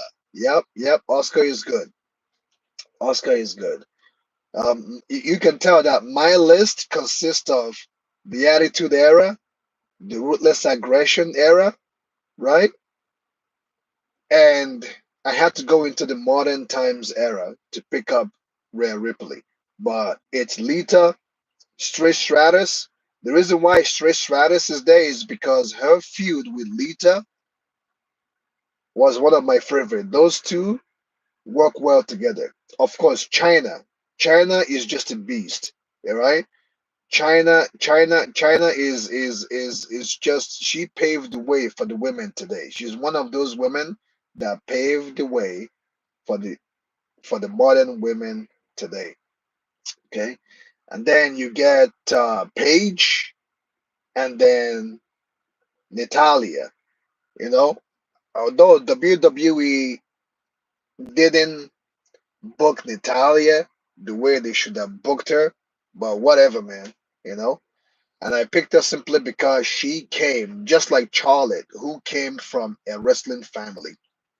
Natalia came from a wrestling foundation, the Hart's family, right? They are known to be wrestlers. They breathe, they live and eat wrestling. You know what I mean? So, that's why she's on my list. Oh, yeah, I'm aware of Oscar. Oscar is good too. I'm aware of her.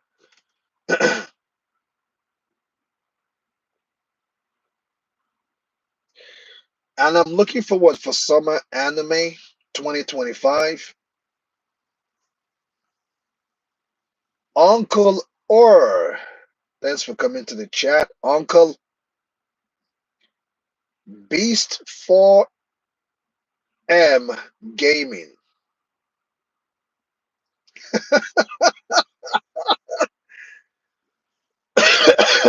what what's my body count? Damn, man. Are you trolling, man? Please tell me you're trolling. Beast 4M Gaming. Please tell me that you're trolling right now. My body count. Please tell me that you're trolling, bro. Please tell me. And guys, like the video, man. Like the stream. You're not trolling. You're actually asking me this question, huh?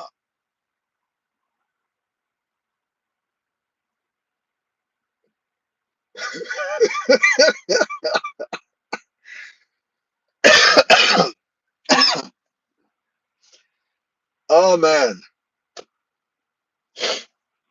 Beast for M, thank you. Much appreciated.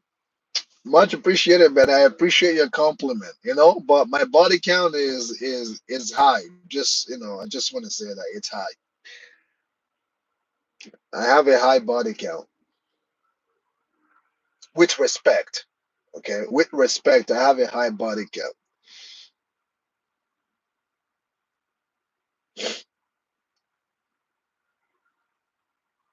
If it's not for one thing, Beast for M, I would ask you a question, bro.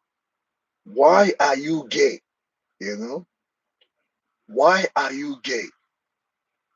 You're gay. You know, why are you gay? But thanks for the compliment, man. Much appreciated, bro.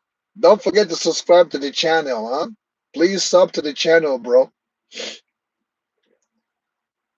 You know, sub to the channel. That I was not expecting that. I wasn't expecting you to ask me that for someone to come here and ask me that question. This is my first time, man. You cracked me up, bro. Sub to the channel.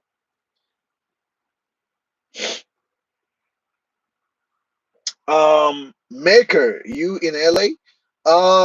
Maker, I'm not in LA. I wish I am, but I'm not in LA, Maker. I am in Canada right now. I'm not in LA. Los Angeles, City of Angels. What about you, Maker? Where are you at? Where you at, bro? Are you in LA or what? Are you in the City of Angels? Los Angeles.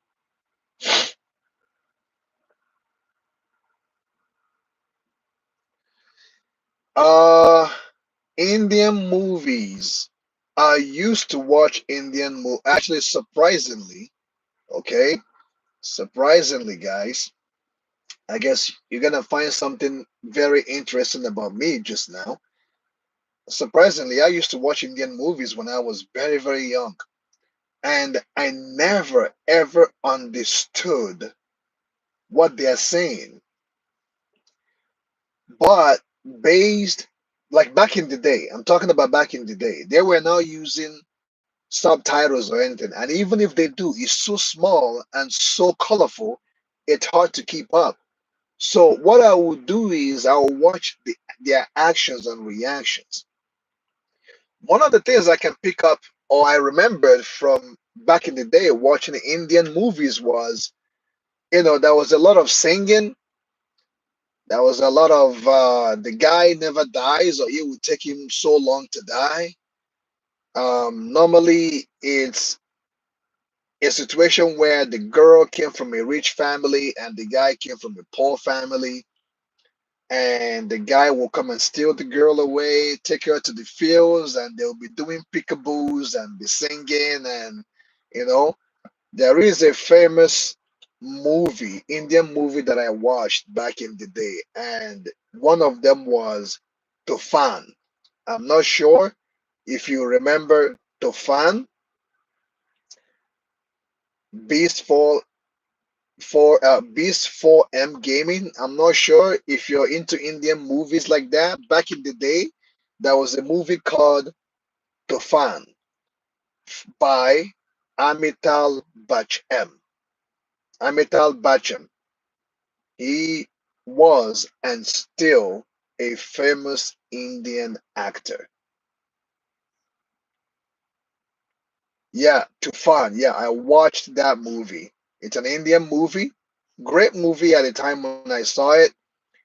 He will sing this song like goes like Haya Haya Tufan Haya Haya Tufan Haya Haya Tufan Haya Haya Tufan. So great movie, man. Great movie. I enjoyed it. He was yeah, it's an iconic movie. Yeah, Amitabh Bachchan, famous Indian actor. Yeah, I remember. And thanks for the sub, Beast for Gaming, or Beast M 4M Gaming. Thanks for the sub, man. Much appreciated. Yeah, he rides his horses with his crossbow, and I believe the final fight of that movie. The final fight was the main boss was flew over him when he was on his horse, and he shot his arrow, his bow and arrow, and he was able to use it to climb up inside the plane. And while he was climbing up, he was singing that damn song, Hiya, Hiya, Tufan, Hiya, Hiya, Tufan. I remember that correctly. You know, yeah, man, good, great scene, great movie, man, great movie. Thanks for the sub, bro. Much appreciated. Swag, your question. What do I like more of? Dragon Ball or One Piece? I think you know the answer to that. I think you know the answer to that. Should I even answer that question at this point? Do you really need me to answer that question? You know, do y'all really need me to answer that question? I think the question already answered itself.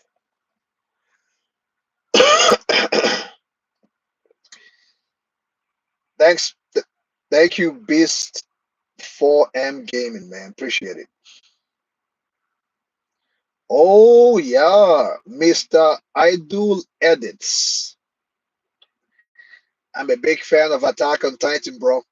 Attack on Titan was just that damn good. Yes, I'm gonna watch Demon Slayer when it comes out. I'm gonna watch it. I will. I'm not sure if I should go to the cinema and watch it, or maybe I might wait till it comes out for me to do a reaction on it. I think I might wait to do a reaction on it. Mr. Abdul Edits, which is your favorite character? Oh man, my favorite character on Attack on Titan is Eren Yeager. Now, if you exclude Eren Yeager, besides from Eren, who else is your favorite character? I will go cold-heartedly with Levi Akman. Levi is just a damn beast. Except Aiden, Levi is just that damn good. All right? Levi is just that damn good. Beast 4M Gaming, I have watched Dororo already. Good anime. Good anime. I've seen a lot of animes, man. I have seen a lot of Japanese animes. And to show you how much, to let you know how much anime I have seen or animations that I have seen, I have seen Samurai Jack, although most anime fans don't consider that as anime. I have seen Avatar: The Last Airbender, and the I've seen Korra's arc. Now, for animes, I have seen a lot of anime, man. I have seen I have seen a lot of animes.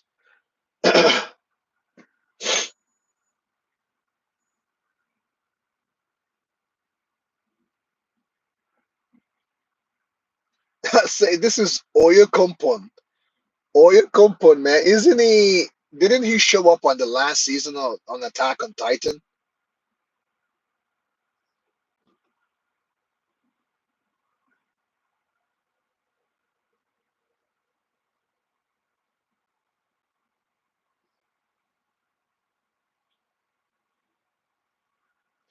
Ah, swag. I see what you're saying. My answer might change, huh?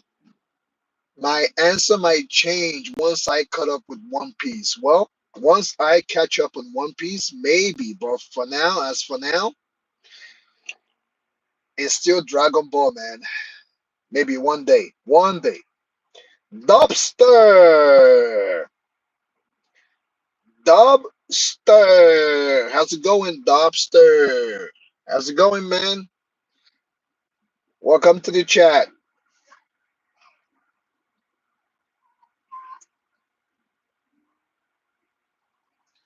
Uh, Beast 4M Gaming. I'm watching Fire Force right now.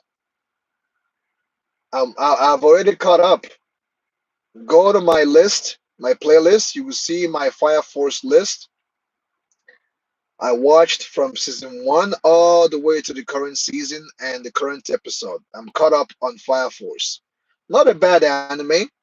One thing I like about Fire Force is the fact that the anime is just fiery. I'm not sure if I said that right. And for the fact that he came out on the right time because now it's summer season, or not really summer season, it's spring going to summer season in Canada right now. So Fire Force gears to the season and the anime, the quality of the anime, the colorful of it, it's just damn good. I like it.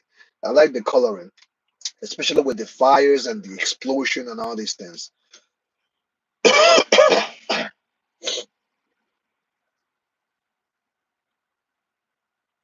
Oh yeah, okay. Let me try, Mr. Adul edits. Let me try saying this. Onye Konpon. Isn't that a character from Attack on Titan? Oye Konpon? Oye Konpon.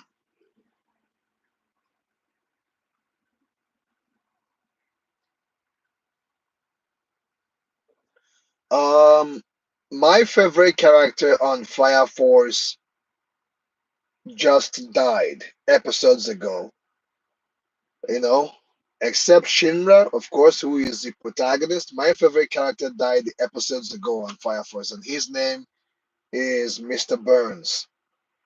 Mr. Burns is just badass, man. I wished he didn't die the way he did. I mean, I understand him dying the way he did, but I would have wanted to see more of him.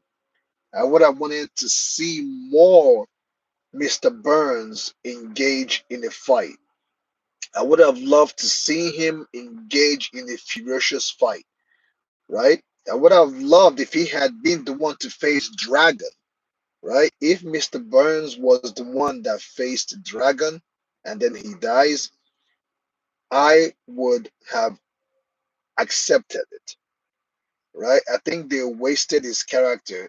I think there is so much he could have offered, you know? Leonard Burns was just a damn beast. If you all remember, when he was battling Shinra, he wasn't going all out with it. He wasn't going all, he was only defending himself. I would have loved to see him go all out, you know? So, Mr. Burns, Leonard Burns is my favorite character. But now that he's dead, I'll go back to either Shinra or Benimaru.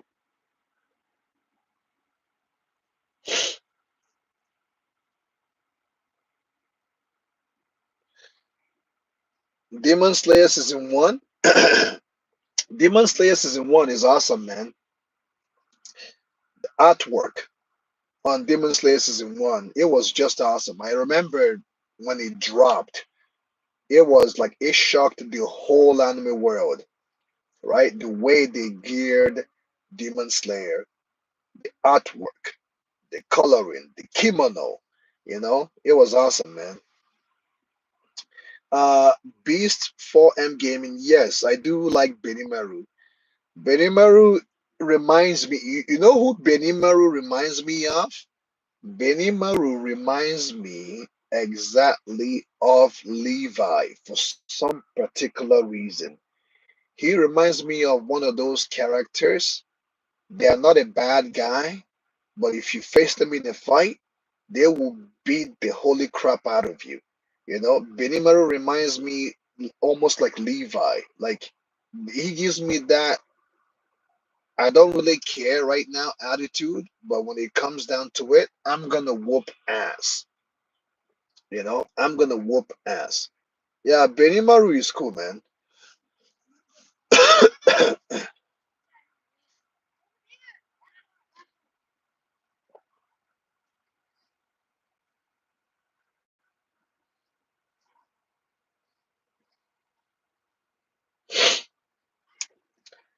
They how there is no power in the universe they can match the legendary Super Saiyan strength.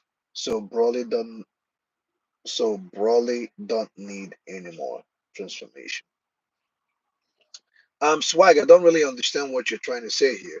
Vegeta spoke about the legendary Super Saiyan all the way back on planet Namek, how there is no power in the universe they can match the legendary Super Saiyan strength.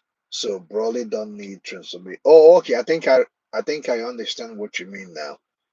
You're saying that there is no need for Broly to transform anymore due to the fact that he's already a beast itself. Are you trying to say that Broly doesn't need any more transformation? Just him turning into a regular Super Saiyan and having his black eye go white and just go bloodlust is good enough?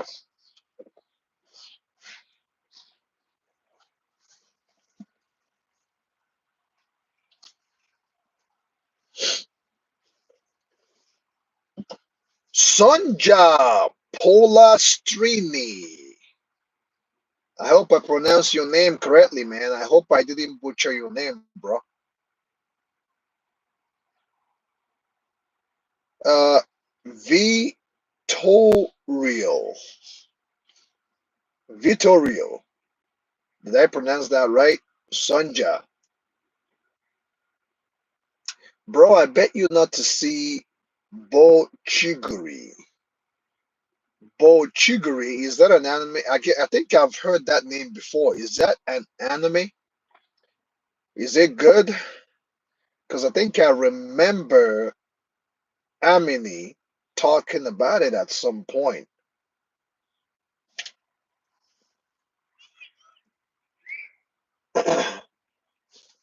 The fight between Tanjiro Kamado and Rui was amazing. Yep, force form, water splash. Tanjiro is awesome, man. The boy has a good heart. He has a good soul.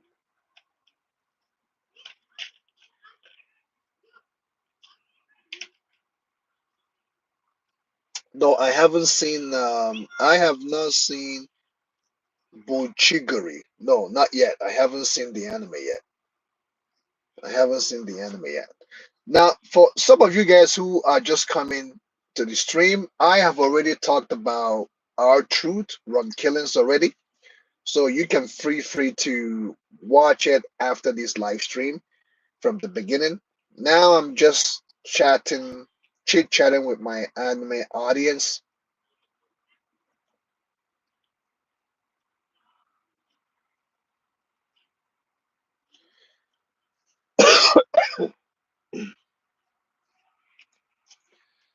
Sanjay, my sincere condolences, bro. My sincere condolences, man. My sincere condolences, bro. I'm sorry for your loss. I'm sorry for your loss. Hopefully, you're not trolling me right now, but if you're not trolling me right now, my condolences for your loss, man. That's sad, bro. My condolences for your loss. I hope you and your family will get through this.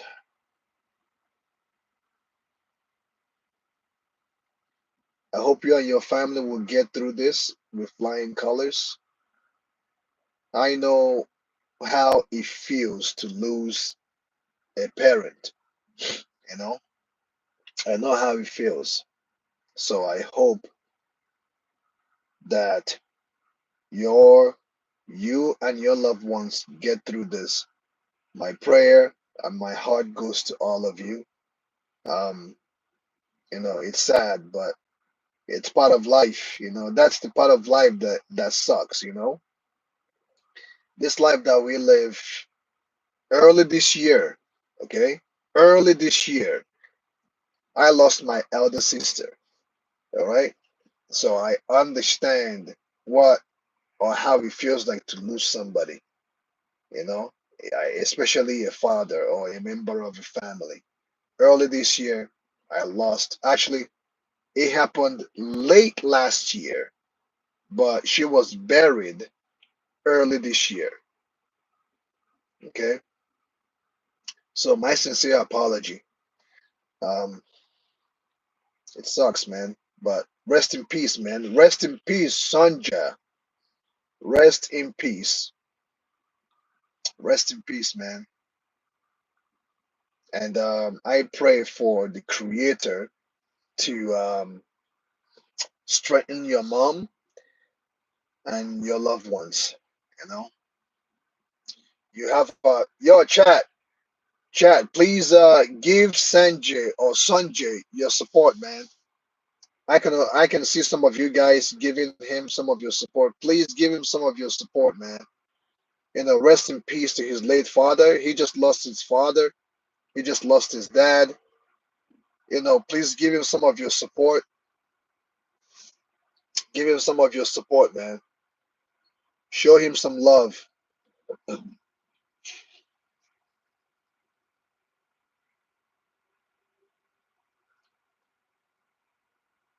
Dubster. I've caught up with Naruto long time ago, and I have also watched all Naruto movies. Go to my playlist, Dubster, search Naruto. Okay, go to my playlist, search Naruto, and go check out my all my Naruto movies. Yeah, man. Yo, chat. Give what's his name? Sonja your love, man. Show him some love. The poor guy lost his father, and it's an emotional time and a grieving time for him and his family. And I hope that the Creator will strengthen you guys, strengthen your mother, your loved ones.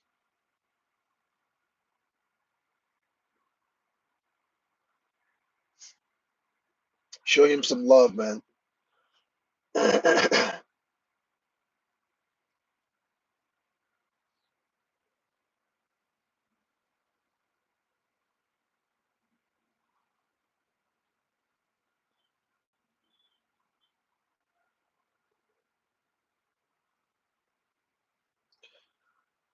Broly Legendary Super Saiyan form is the ultimate transformation similar to Goku Ultra Instincts.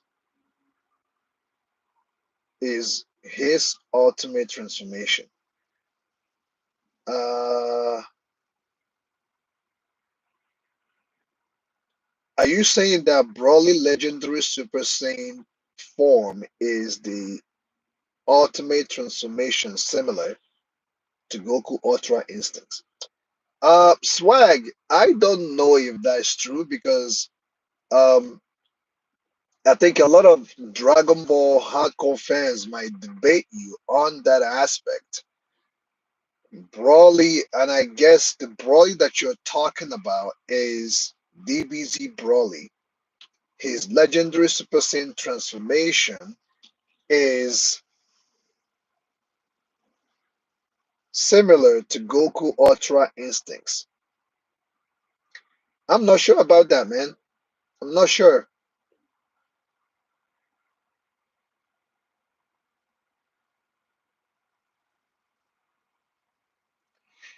Uh, Beast 4M Gaming, thank you so much, man. Appreciate it. Appreciate it, bro. Much appreciated. Thanks for the props.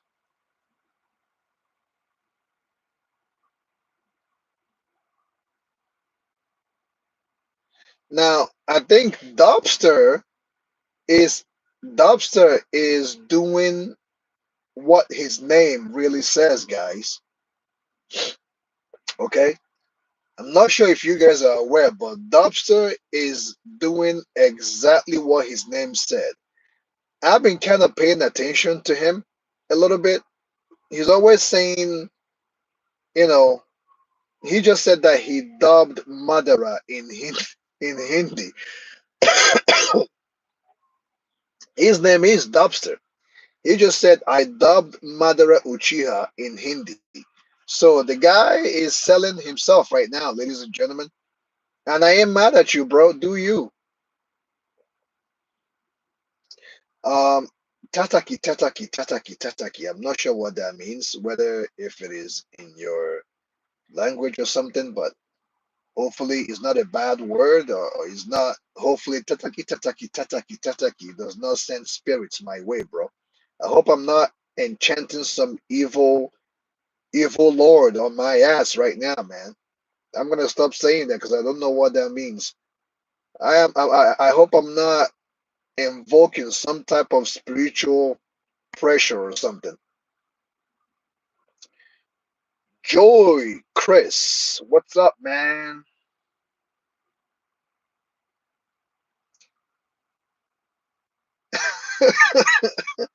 Yo, Joe, go. Yo, Joe, Chris, go easy on him, man. Go easy on the guy. The guy just lost a parent of his. He just lost a parent. That is totally up to you guys, man. I don't know, bro. He's asking for PS3.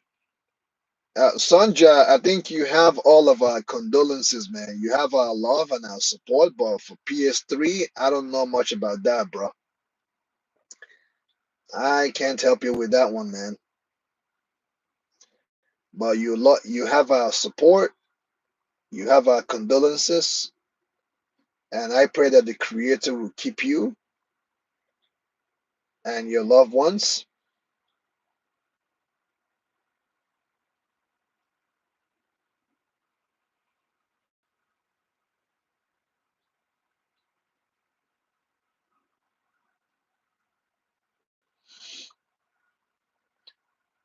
Go on, go on. How you doing? Go on, go on. Where you going to, man? Where are you going to? Sanjay said, "My name is Enrico, and my dad was Vittorio, and my mom is Sonja. Can you say these names for me and my family? If you do that, you are a boss." Now, Sonja, I just said it. Once again, much love to you and your loved ones. I hope you guys get through this in flying colors. And our love goes to you and our prayers goes to you, man. Take heart, bro. It happens. It's part of life that sucks. It's part of life that sucks. I lost my elder sister late last year, and she was buried early this year. So I know how it feels, bro. Take heart and keep on keeping on. Go on, go on. Kind of sounds like Gohan. How you doing, man? Appreciate you. Oh, okay. You're a girl. How's it going, man? How old are you? Go on. Kind of sounds like Gohan. Now, Sanja, don't forget to sub to the channel, man. Sub to the channel, bro. If you're an anime fan or a wrestling fanatic, sub to the channel. All right, sub to the channel, man. So that I can I can somehow, some way keep tab with you, and I can, have a way to reach out to you if I need to reach out to you to send more condolences to you and your family.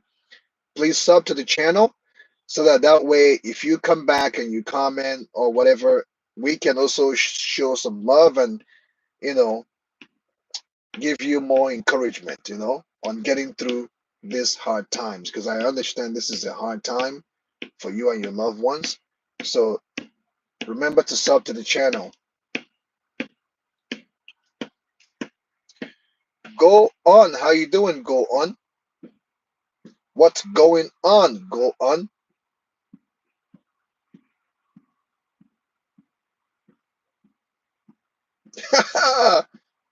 Beast for M Gaming. You want to flirt, bro? Before you flirt, you gotta ask her how old she is, man.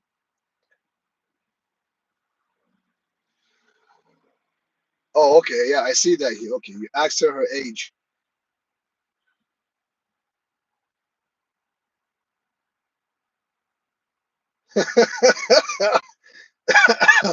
Yo, man, swag. I'm telling you, Beast 4M Gaming is throwing his shots right now. I am mad at him, bro. I am mad at you, man. Do you? I am mad at you, bro. Bro is throwing his shots.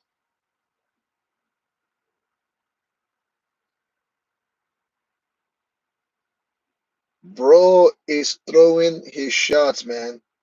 This has turned to live stream anime and wrestling talk to dating talk now. We're now in a dating moment. We have gone into dating segment.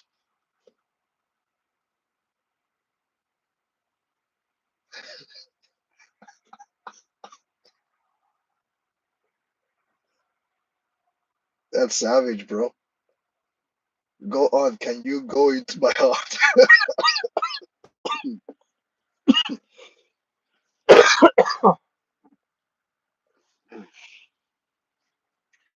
Yo, you kill me, bro. Beast 4M Gaming, you kill me, man. What the hell is wrong with you, bro?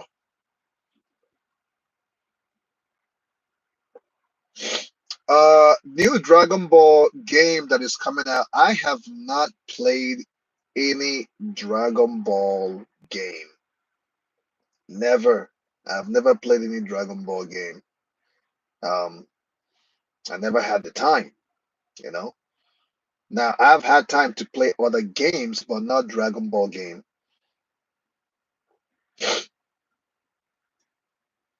Sorry, there is no space in your heart.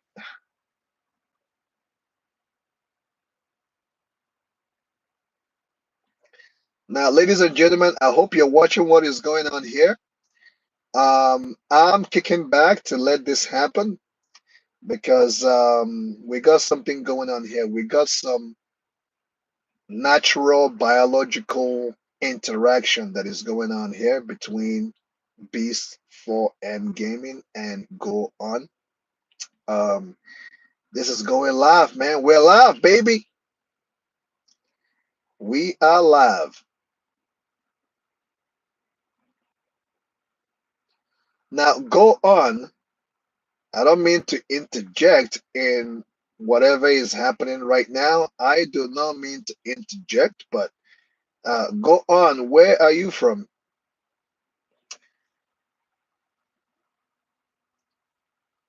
Where are you from? Go On. Which part of the world are you coming from, or are you at?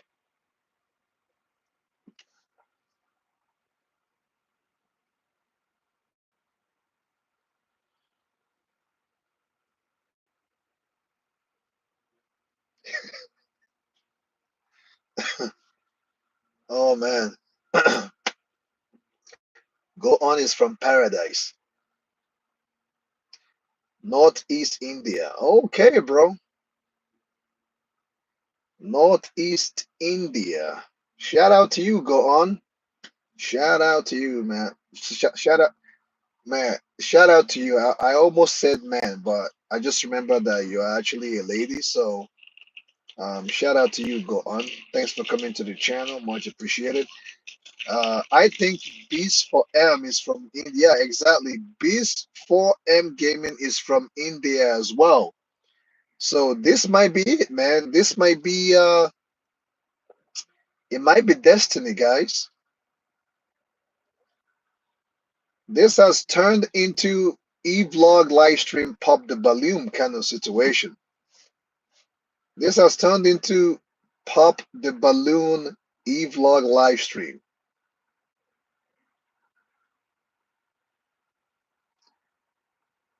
The new Dragon Ball game, it's called Gishin.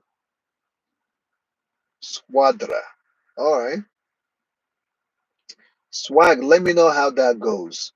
Let me know how that gaming goes. Let me know how it goes.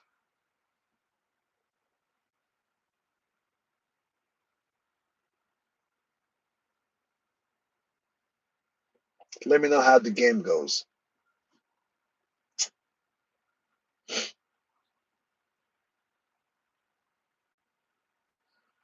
Now we have Go On and Beast for Gaming chit chatting here. They are both of them are from India, and you know, it seems like it's destiny for some reason that brought these two together today, June the 10th of 2025.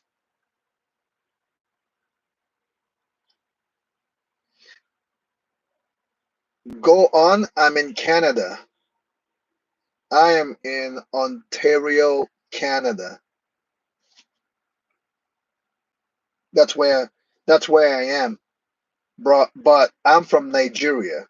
I'm a Nigerian that lives in Canada.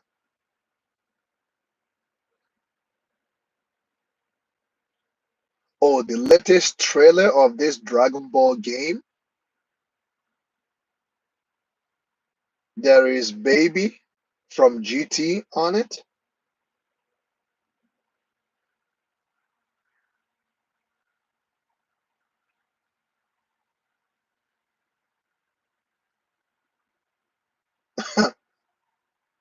Go On said it's not Destiny.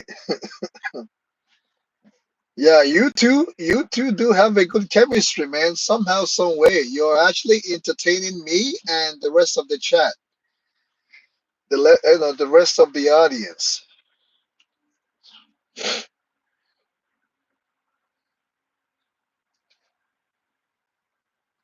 You guys are entertaining us right now for some particular reason.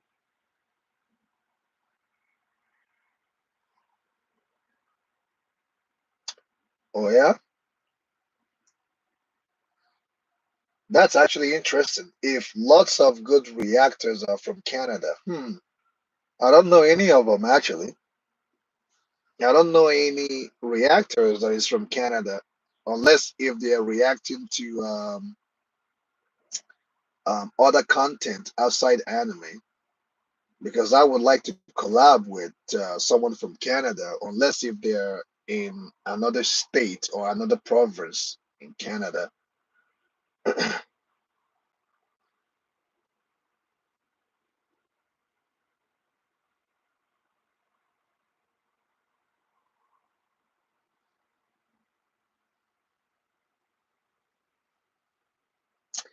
Now, guys, if you haven't subbed to the channel, please sub to the channel, guys. Like the video, sub to the channel for more content like this. Like the video, like the live stream because it helps with the algorithm, guys. And if you want to go far further to support the channel, please go and oh, we got a new sub. We got a new sub, guys. Shout out to Ryan Armstrong. Ryan Armstrong, shout out to you. Thanks for subbing to the channel. Much appreciated. Thanks for the sub. Now, if you guys want to go further to support the channel, you can check out my membership content. I have special contents for members.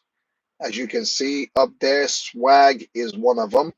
And anyone that subscribes to the membership, if you go to the channel, look at the tab, you'll see membership. Swag is one of the members. And when the members pops up on the chat, they have stars beside their name so that people will know or I will know who they are. So shout out to you, Swag, once again for being a member. So if you guys want to support the channel, if you want to go extreme or if you want to help the channel, become a member today. You will get access to exclusive content that are reserved for members. exclusive information, exclusive photos. Last week, I did a live stream for members and members only. Okay.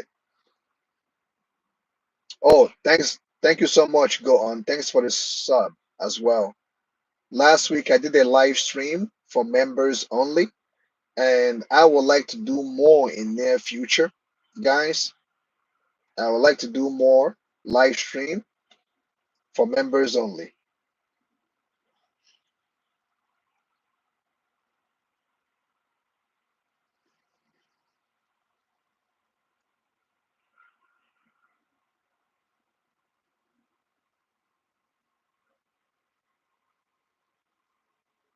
Beats for M says, bro, you're stealing my girl. Oh man, I don't want to steal your girl, bro. I do not want to steal your girl, man. I don't want to steal your girl, man. We got a new person here, Walter. How's it going, Walter? Hola, hola, amigos. How you doing, amigo? How are you doing, cabron? How you doing, amigo? There's another person here. I can't pronounce your name because it's written in maybe Chinese or Japanese letters. You said love is over. I don't know how to pronounce your name, bro. Go on asked, how old are you? Are you okay? I gotta make sure go on. Do not get upset, okay? Don't get upset, but I gotta make sure. Are you asking moi or are you asking Beast 4M Gaming? I need to know who you're asking at this point because I don't want to ruffle up some feathers right now. I'm being careful right now.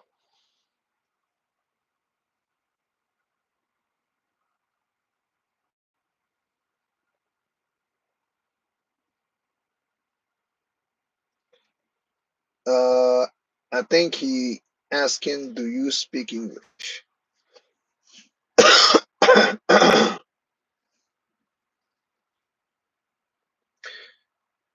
Soya, hey brother, I want to challenge you to do a WWE match with me, brother, in real life. Oh, you want me to challenge you in a real WWE matchup in real life? Okay.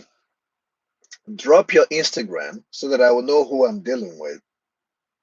If you want to get to know me, Soya, drop your IG so that I will get to know who I'm dealing with. Because I do understand with WWE, if someone issues a challenge, you need to know who you're dealing with, right?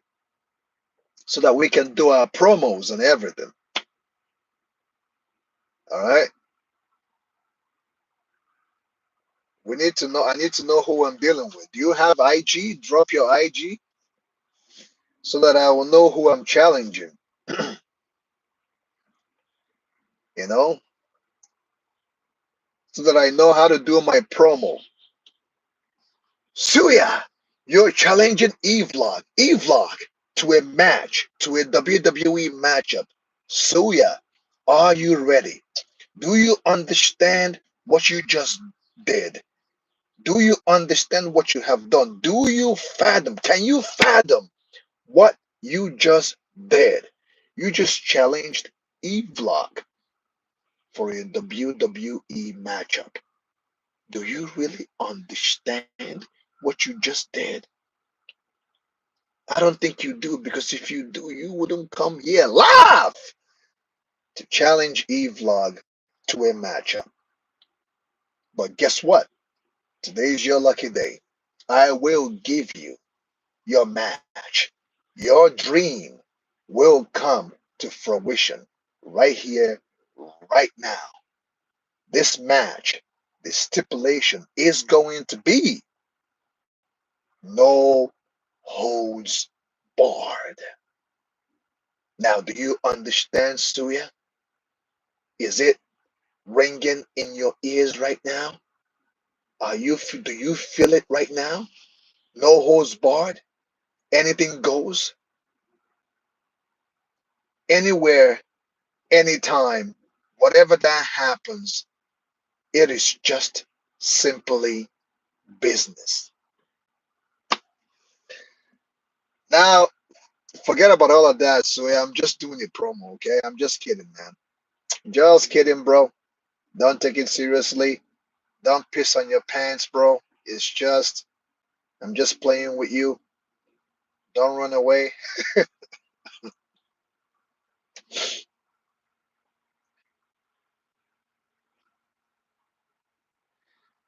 So yeah, if you want wrestling content, don't worry. I will do more as day goes by. I know this coming Friday, it will be SmackDown.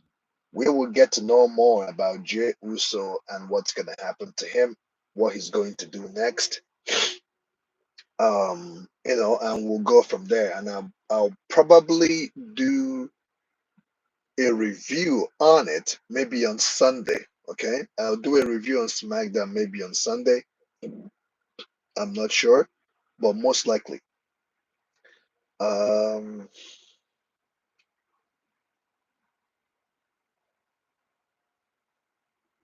the person that has an Asian, Chinese, or Japanese name, um, you're saying one or two words, bro. I can't make out what you're trying to say. You know, if you could be more, if you could elaborate what you're saying. Um, I'm not sure if you're talking to me or if you're talking to chat.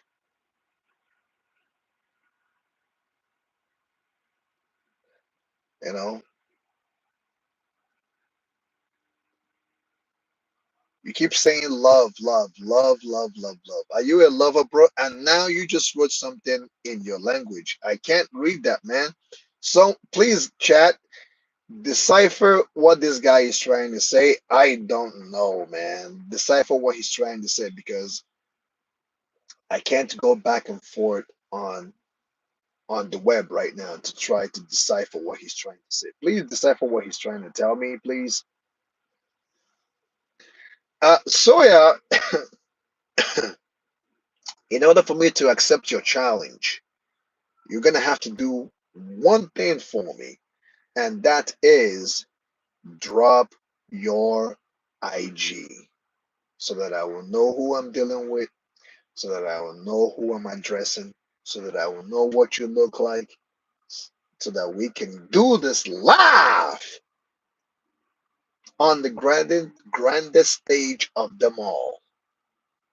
Do it live. All the audience on YouTube, on Instagram, on Facebook are gonna watch it. The grandest stage of them all, YouTube. You know,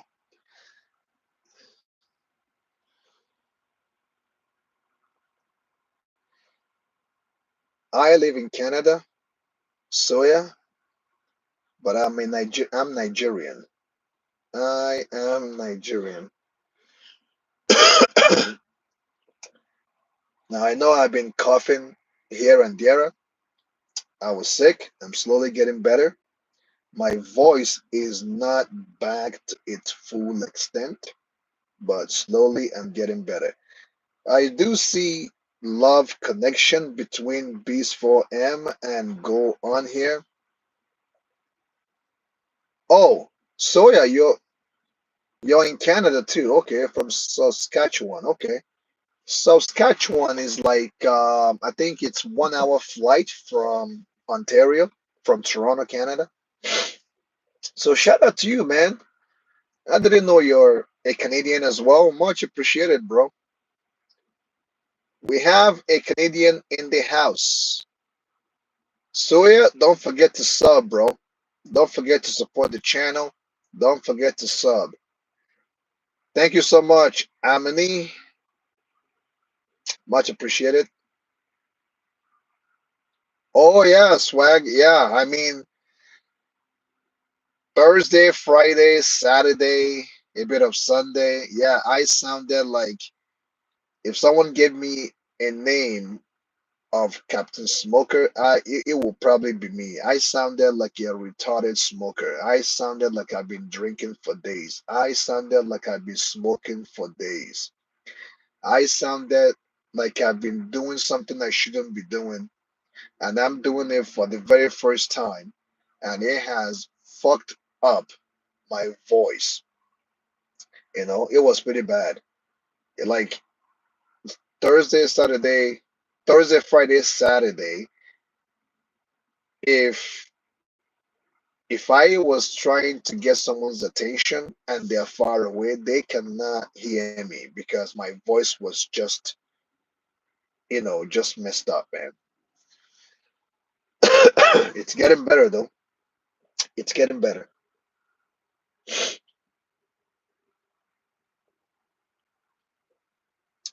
Oh, Soya, you're Filipino. Nice, brother. Good to see you, man. I used to hang around Filipino people in high school, and they were one of the coolest people that Filipino, Latino people. Latino people, I kind of learned how to dance, like merengue, bachata, cha-cha, you know what I mean? But Filipino people, they're such a cool people, and they actually taught me a couple of language, such as, are you ready, Soya? I hope you speak your language because I'm going to say a couple of things in Filipino now. I hope you understand what I'm about to say. So, ingat or ingato in Filipino is see you later. Badoy in Filipino means old school. Gago means crazy. Um, mabote mabote means I'm good in Filipino. Maganda, I think Maganda means beautiful woman. Makita, I think means I love you or something. So correct me if I'm wrong, Soya.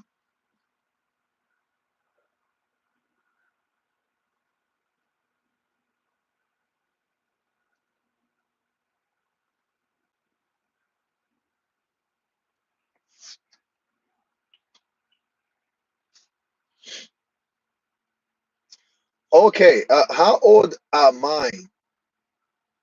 I am 35 years old. Go on. I'm a 35-year-old man that enjoys anime, wrestling, and other stuff. How old are you? Go on. I think you said you're 25 or something here. Oh, you said you're 19. Oh, okay. You're 20 years old. Okay, I see it now. You're 20 years old.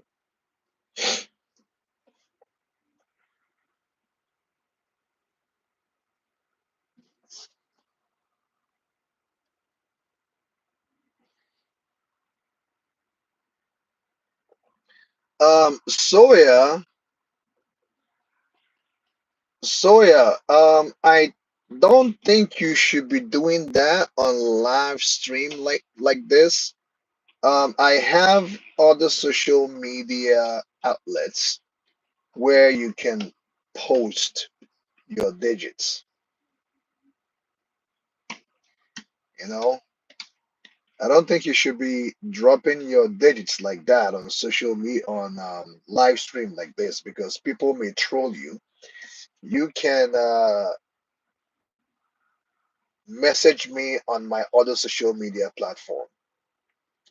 Don't worry about my email. Go to type my name on Instagram. Go to Instagram, okay? Type my name and type EVlog or probably EVloglive, and you will see it. And quick update, ladies and gentlemen, I'm going to start uploading shorts on Instagram as well. And you can go follow me on Instagram. And so yeah, don't forget to support the channel, sub to the channel if you can as well. Make sure to be a member. Sub to the membership channel. That will be appreciated too. Go on said that she's 20. Shout out to you. Go on. You are currently in your prime. Hope you are doing well. I don't know what you look like. Go on. Hope you're taking good care of yourself.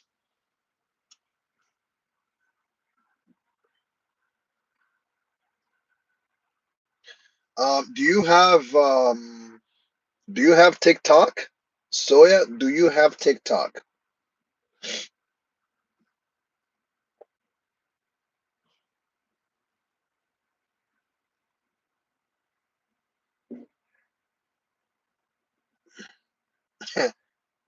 Swag, it's actually interesting that you said it's the truth based on my wrestling knowledge. That's actually funny in a way. Based on my wrestling knowledge.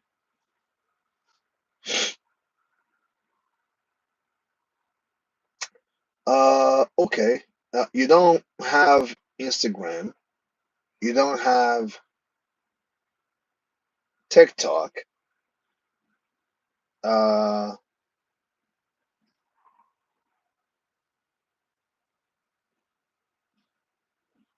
hmm. Because the reason why I want you to have these things is in case if you want to have a quick conversation with me, you can have a quick conversation with me. Or if you become a member, you can have a district access for us to have a conversation. But if you want me to type my Gmail address here, let me see if I can type. Let me see if I can type. Uh, I can't type here, man. Uh, my email address is EE2709,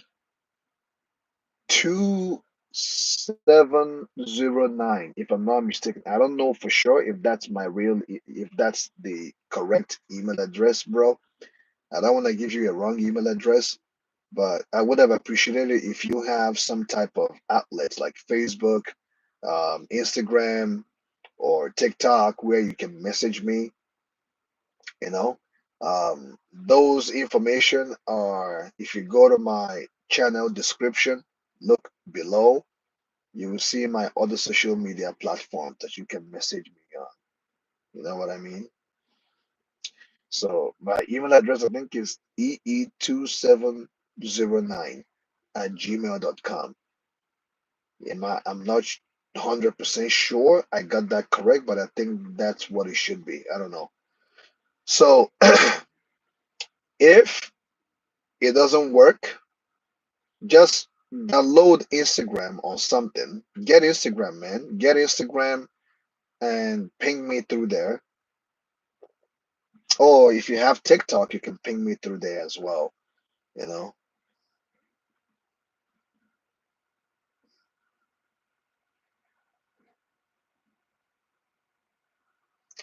Thanks for the follow. Go on IG. Thank you, much appreciated.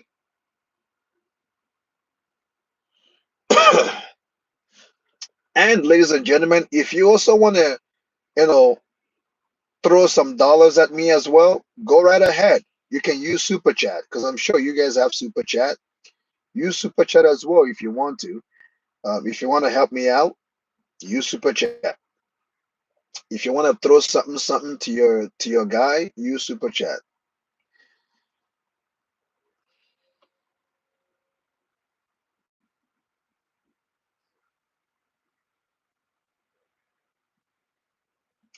Yeah, swag, just like you, I was the same way too.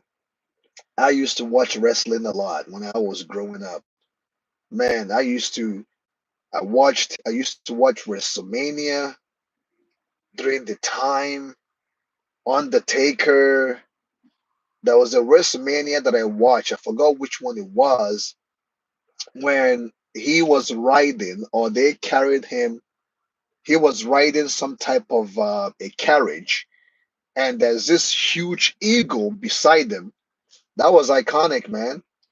I think on December WrestleMania, Bret the Hitman Hart fought Yokozuna, and I think he lost that. I think he won that match, or he lost that match, and Hulk Hogan had to come in and steal the show for some particular reason.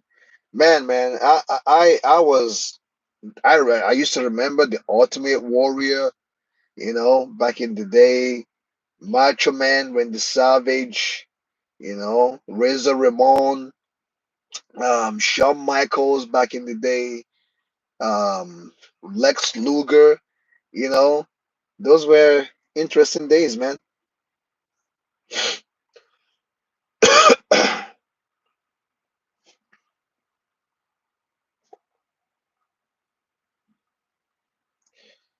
When is the tribal chief coming back? I don't know, bro. I don't know when the tribal chief will make his return, but I'm hoping that it will be sooner than later. I'm hoping that the tribal chief will make his return sooner than later,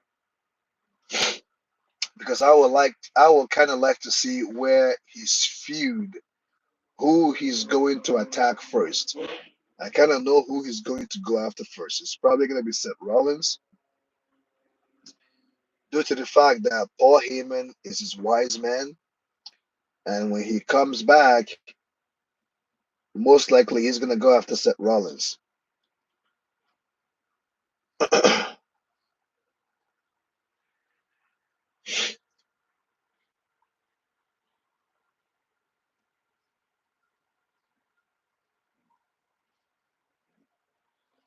uh,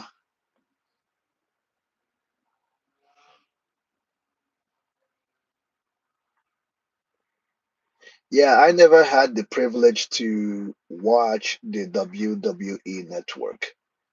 I didn't subscribe to it at the time that they were marketing that.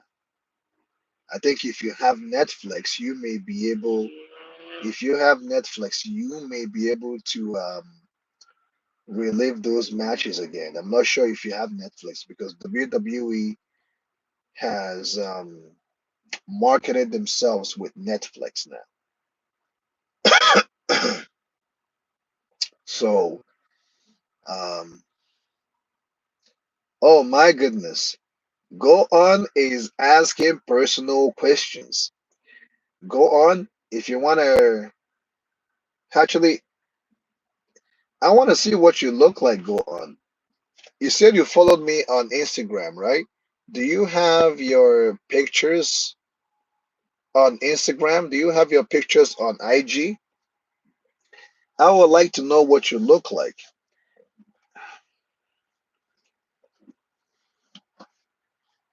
I would like to know what you look like. Go on.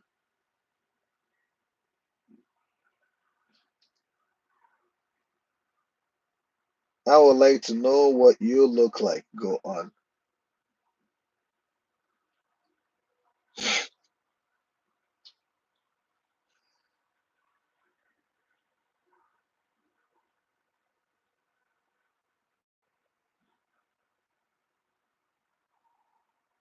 David Podam. What's up, bro? How's it going, man?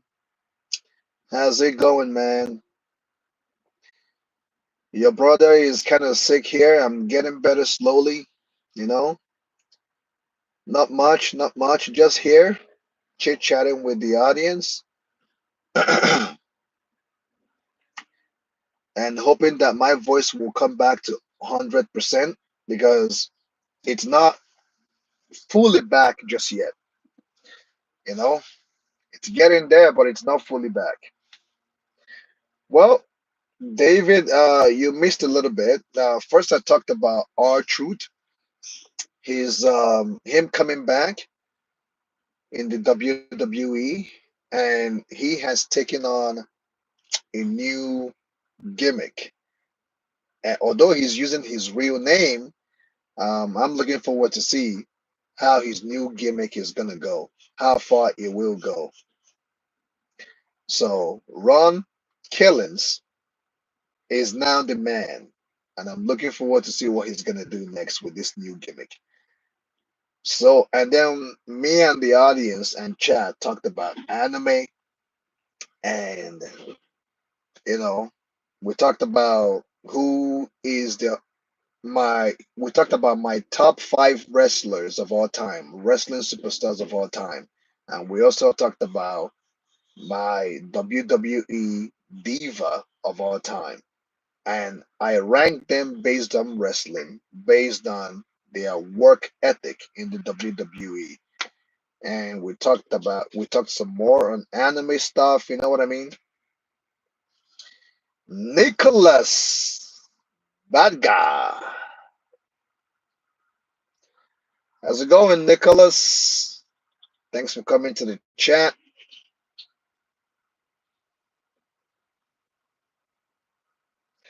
I know, brother. I wholeheartedly agree with you. I'm hoping that this new look, this new gimmick, because right now I'm not sure if he has turned heel or face. Regardless, the WWE universe will cheer for Ron Killings. They will cheer for our truth regardless. But I'm not sure if this is a heel or a face. But whichever one it is, I'm so glad that he's back. And thanks to the voices of the WWE universe. Because if you notice, Nicholas, this past Money in the Bank, there were a couple of empty seats. I'm not sure if you noticed. There were a couple of empty seats this past Money in the Bank. And my prediction was it could be because the WWE Universe are not happy the fact that WWE had to fire or let go of our truth. They were not happy with it.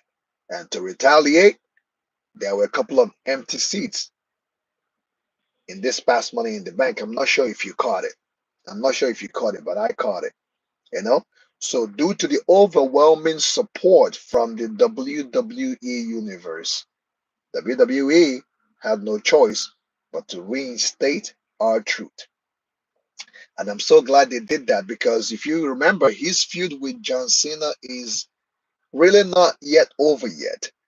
And I'm so glad when he came back, he kind of, took on this persona of y'all think I'm his sidekick? Do y'all think that, you know, I'm nothing but a side joke? I'm back. The truth will set me free, all these things. And then he took scissors and cut his braids, you know, and then took on the name, his real name, Ron Killings.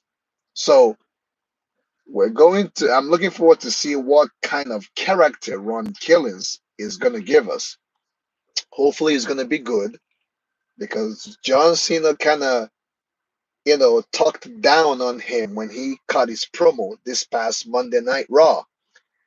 So he's kind of, I'm looking forward to see how this feud is going to go. Hopefully, we're going to get a good entertainment from it. Is he going to change his outfit? Is he going to come out with a new theme song? Because now it's a new person now, Ron Killings. Is he going to come out with a new theme song? Is he going to come out and saying, "What's up? What's up? What's up? What's up? What's up?" Is he going to come out with his rapping theme song, or is he going to come out with a different theme song? I'm looking forward to see what's going to happen.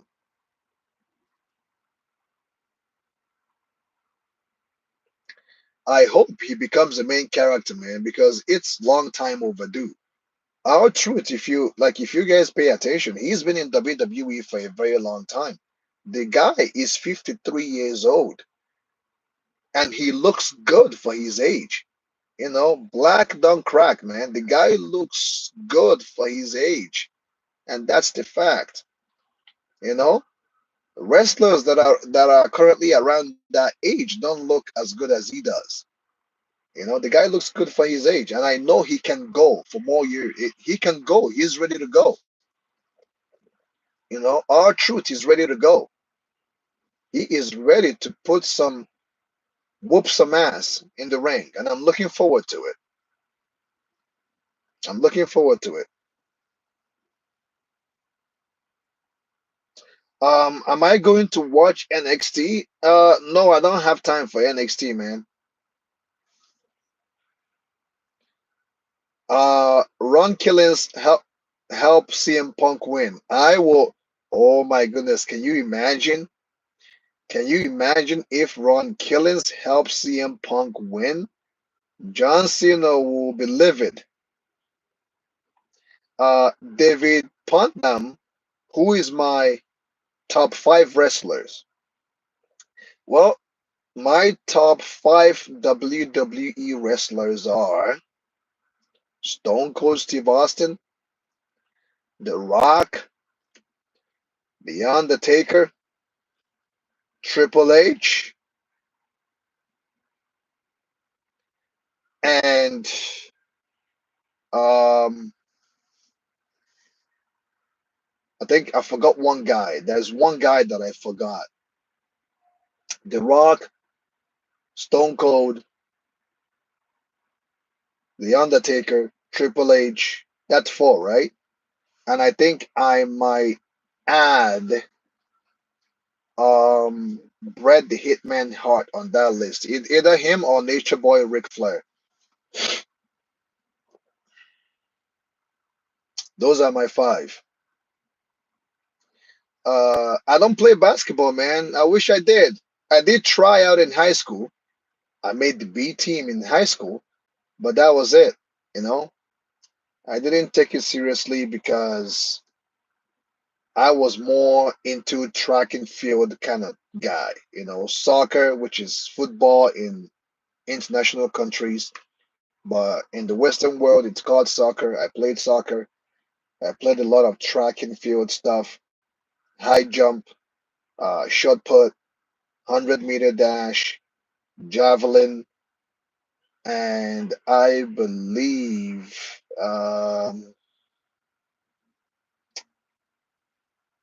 that was another one. You know, I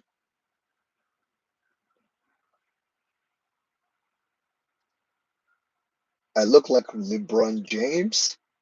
Oh boy, I will take that compliment, man. Thank you very much, man.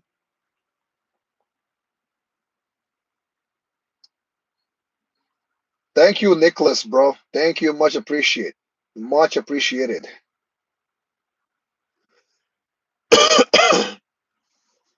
Yeah, our truth has been in WWE for quite some time. 18 years, man. 18 years is a long time. 18 years. That's almost 2 decades, bro. Let me just say it's 2 decades. That's 2 decades.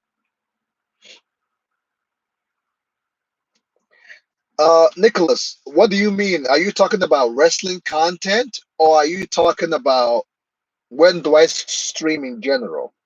Because I stream for many things. I stream when I'm reacting to some anime and I stream when I'm talking about wrestling.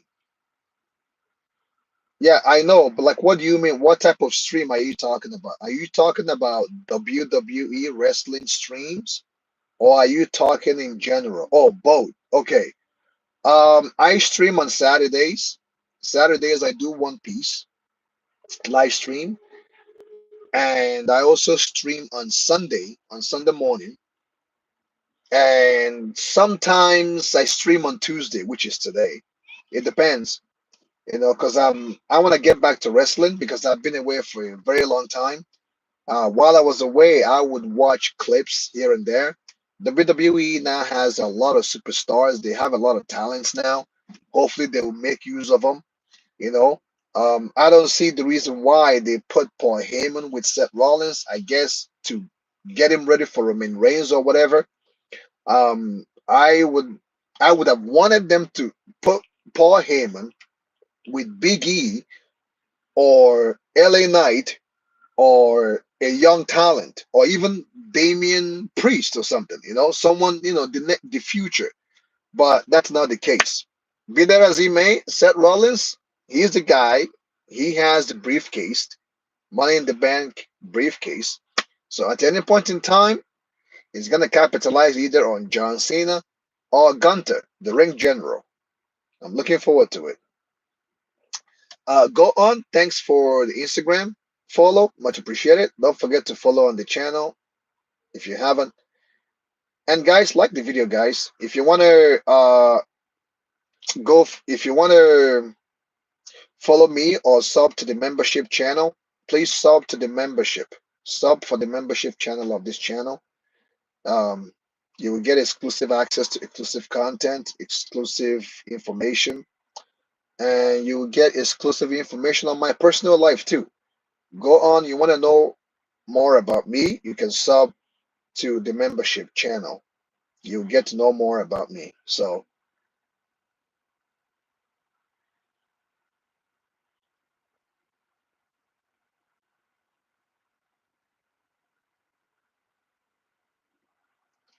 now, Nicholas, for One Piece, I am on episode 300 and something. I'm still in the early on One Piece, okay? I just want to point that out. I'm still in the early on One Piece. I'm not that deep into One Piece just yet.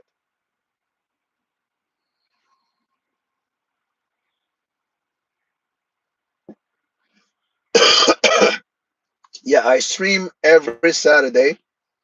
I do like 5 to 6 episode or 8 episode or even 10 episodes on Saturdays, depending on how the flow of the episodes are going, you know. Uh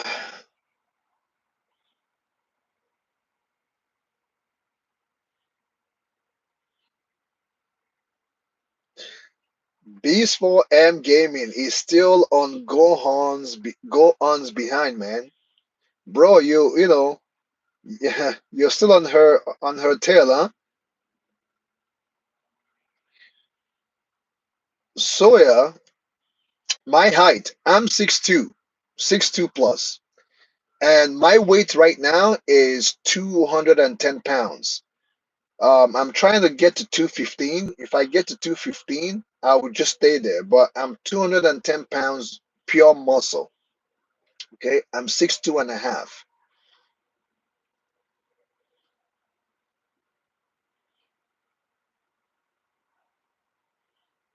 Wow. Our Truth has been in WWE since 1997.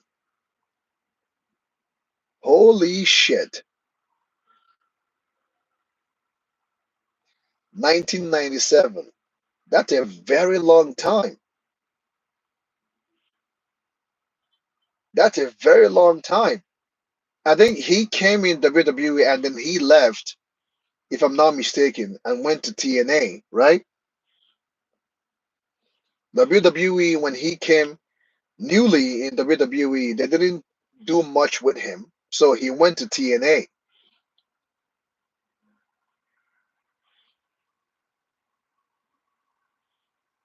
He's been in WWE for 28 years and he has not won the WWE champion or world. What the hell is wrong with WWE, man? See, this is one of those things that I just don't understand. Our Truth has been in WWE since 1997 and he has not won the major titles. He has not won any major titles. He has not won any major titles. That's almost, yeah, almost 3 decades. He has not won any major titles. That's messed up, man. Do I think Paul Heyman is building a new shield? I don't really know. I can understand Seth Rollins has his goons with him, Braun Breaker and Bronson Reed, Bronson Fatso. I call him Bronson Fatso because the guy is just too damn big, man. He needs to tone down a little bit. So I call him Bronson Fatso. Excuse me. um.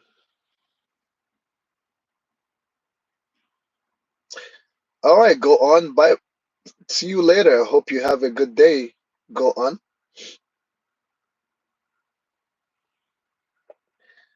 I mean, do they if if Paul Heyman is building a new shield is gonna need a third wheel, you know? Braun Breaker does have potential.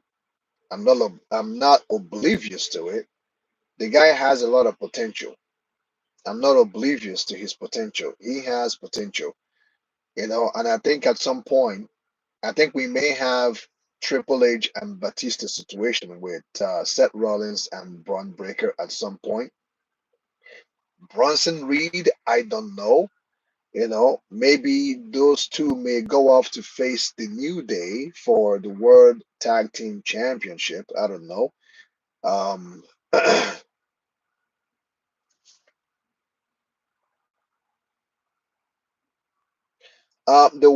the new Wyatt family, I don't know much about them. Because I just came back to WWE. I just came back watching WWE, so I'm not sure. Um, I'm glad they have what's his name? The other Wyatt family, the White Sheep, with them. I'm glad they have him there to usher them in. But you know,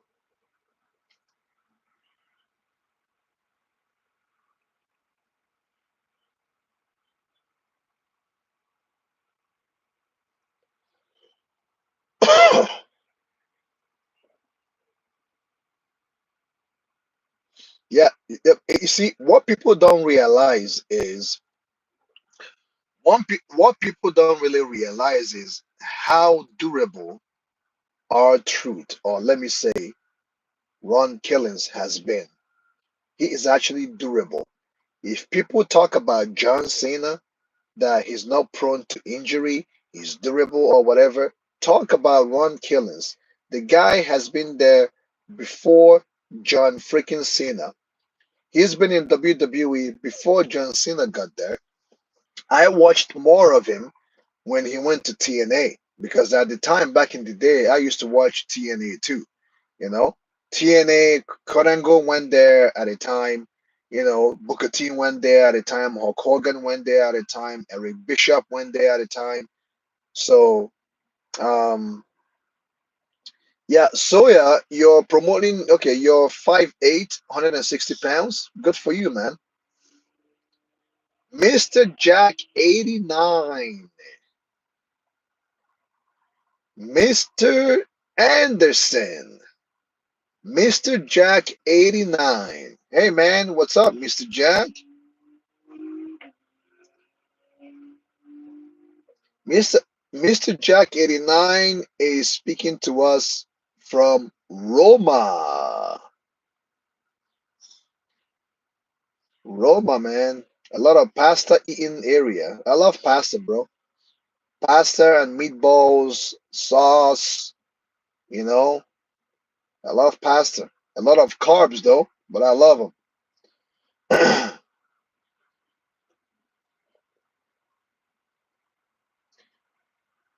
Yo, swag, that's a good insight, man. That's a cool insight. And Nicholas, that's a good insight too. Like seriously, people don't really know how durable, how much of a worker Ron Killings really is. Because he's been, and I think that's one of the things that really pissed him off.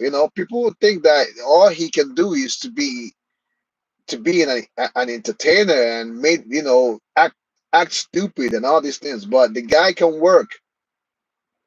The guy can work.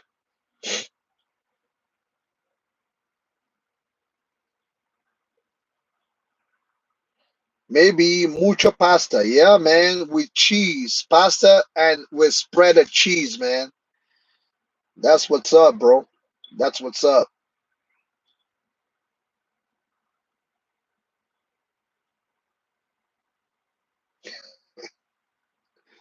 Yo, soya or sia.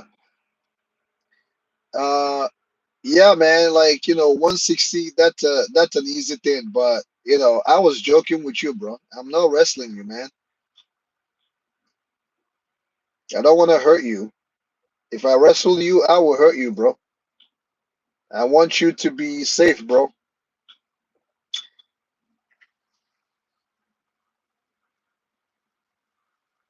Now, guys, like the stream, man. Like the video. Support the channel. Sub to the channel.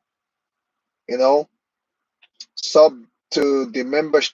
Sub to channel membership for exclusive content. Okay. Sub to the channel membership for exclusive content. Uh, Free Palestina. Free Palestine. Save Gaza. Yeah, man. Like, how do you say your name, bro? Hamad. Did I butcher your name? I Hamad. I am Hab. Oh man, I can't pronounce your name, bro.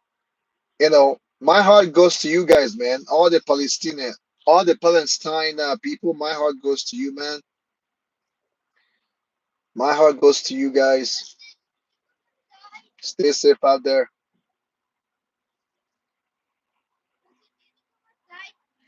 Well, Vince Kennedy McMahon, I will tell you because I remember before the Attitude Era, Shane McMahon saw what WCW was doing to WWE. They were kicking WWE's ass day in, day out, night in, night out. WCW was whooping WWE's ass. And how the story goes was Shane McMahon told his father, we have to play ball. We have to keep up. We have to reinvent ourselves.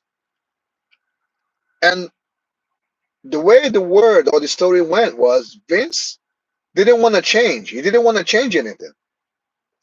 He did not want to reinvent himself. And WCW was whooping WWE's ass. But eventually, he gave in. When he started copying and marketing WWE close to WCW, it was what gave birth to the Attitude Era. It was what gave birth to the Attitude Era. It was what gave birth to Stone Cold Steve Austin. It was what gave birth to The Rock.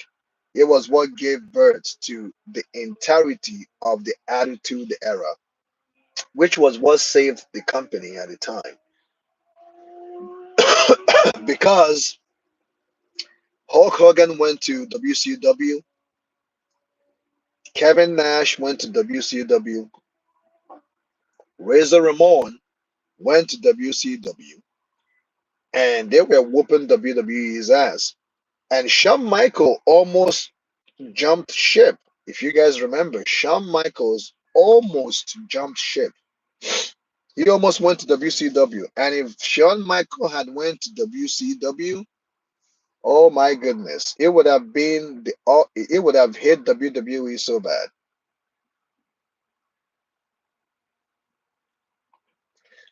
Anna Anna Anasma, Cristiano or Messi? Good question, buddy. I would go with Cristiano Ronaldo due to the fact that he's been in multiple clubs and he has always refined himself. No matter what club he goes in, he always shines. Messi, on the other hand, is just, I would say that he has earned my respect to be to be the greatest of all time. Messi has earned my respect to be the greatest of all time. The reason why I I was bashing Messi was simply because he has stayed in the same club for a very long time, which means staying in one club for a very long time. As time goes, you're going to become the locker room leader, which means things always went his way. He always gets the ball. He always, like, you know what I mean? So he will not get the chance to get pushed out of his comfort zone. While Cristiano Ronaldo has always gone out of his comfort zone, going into new territories, playing with different teams, and every team he goes in, he shines. You know, he's unstoppable. So I hope that answers your question there. Uh, I would say kebab. I would say I would say kebab.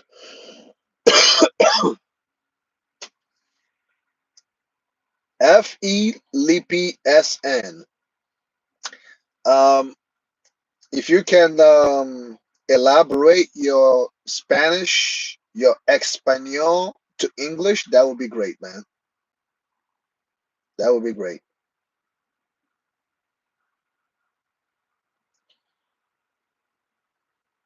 Yeah, I like Cristiano Ronaldo more than I like Messi.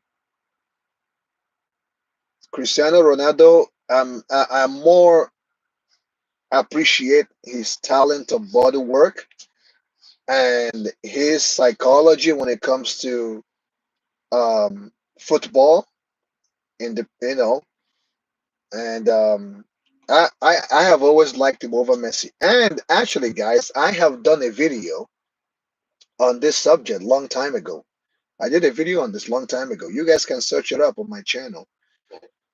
I think the video is still there. I did a video on this. Now, for you new guys that are coming in to the chat, don't forget to subscribe to the channel. Don't forget to sub to the channel, guys.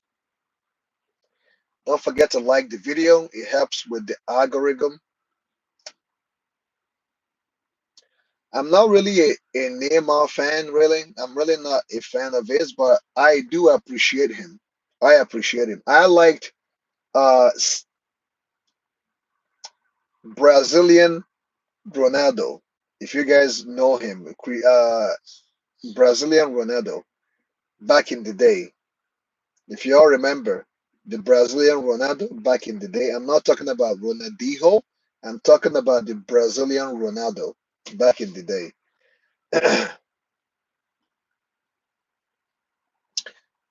And also like the stream, guys. Like the stream, guys. And if y'all want to support the channel, you can use super chat or you can sub to the members tab channel. Sub to the membership. Become a member and get access to exclusive content. It's been a nice stream, guys. I'm really enjoying having this time with you guys. Even though that I'm a bit sick and I'm trying to use my voice to keep up this stream, but I'm enjoying this stream, man. Much appreciated.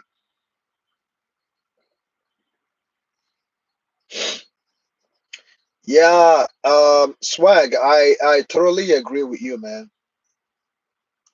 Yeah, guys, become a member like Swag, man. Become a member, guys.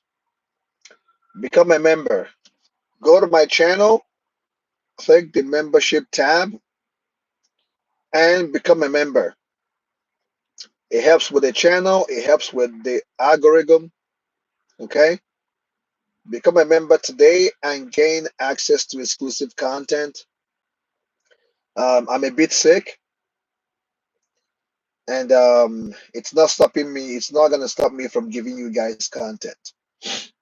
Um, my voice, my voice is I had a sore throat, cold, and sinus. My voice, I'm getting better, but I'm not at full percent yet. My voice is not at full 100% yet. So that's why you hear me coughing here and there, you know? So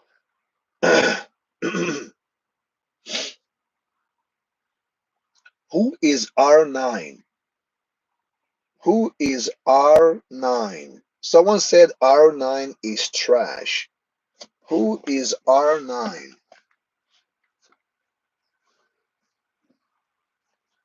Are you talking about Cristiano Ronaldo? Yeah, Swag, Kurt Angle, after he left the WWE, I agree with you, man. But I guess Kurt Angle got fed up, you know? He got very fed up with WWE, and as well, word has it that Kurt Angle was not at the best shape of his life during the time he left WWE, because he was doing a lot of drugs, cocaine, all these things. He was under many substance. He was under substance during the time he left WWE. But I can also say one of the reasons why that pushed him to leave WWE was because Vince picked John Cena over Kurt Angle. You know? Yeah, I drink tea every morning while I'm working. I drink tea, man. And when I get home, I drink apple juice. It would take time. It's just one of those things, man. It would take time. But I drink tea, I drink water. Um, it's gonna take time because if you remember, I've come a long way, man. You know, uh, Thursday, Friday, Wednesday, Thursday, Friday, Saturday, Sunday last week, I was messed up, man. My voice was messed up. It was messed up, man. Like the video, guys. Sub to the channel. Join the membership channel. Subscribe to the membership.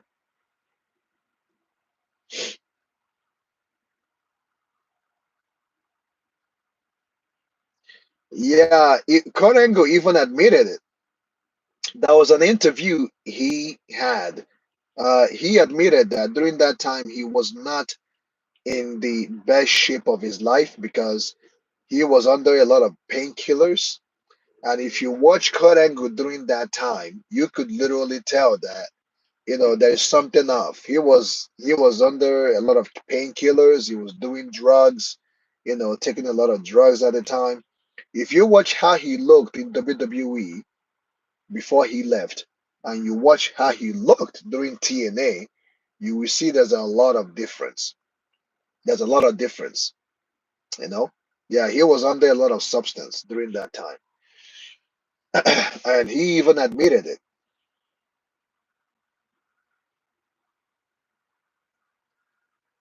He even admitted it.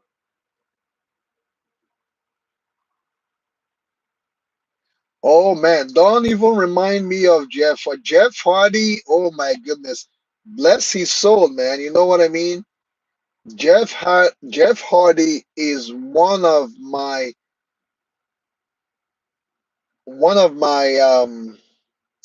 soul, like one of my, how do I put it? He is one of my silent favorite superstar. Of course, I'm never gonna put him in the zone of The Rock, Triple H, Undertaker, all these guys, but when it comes to WWE tag team, I will say that the Hardy Boys is very much up there. Okay, the Hardy Boys is very much. The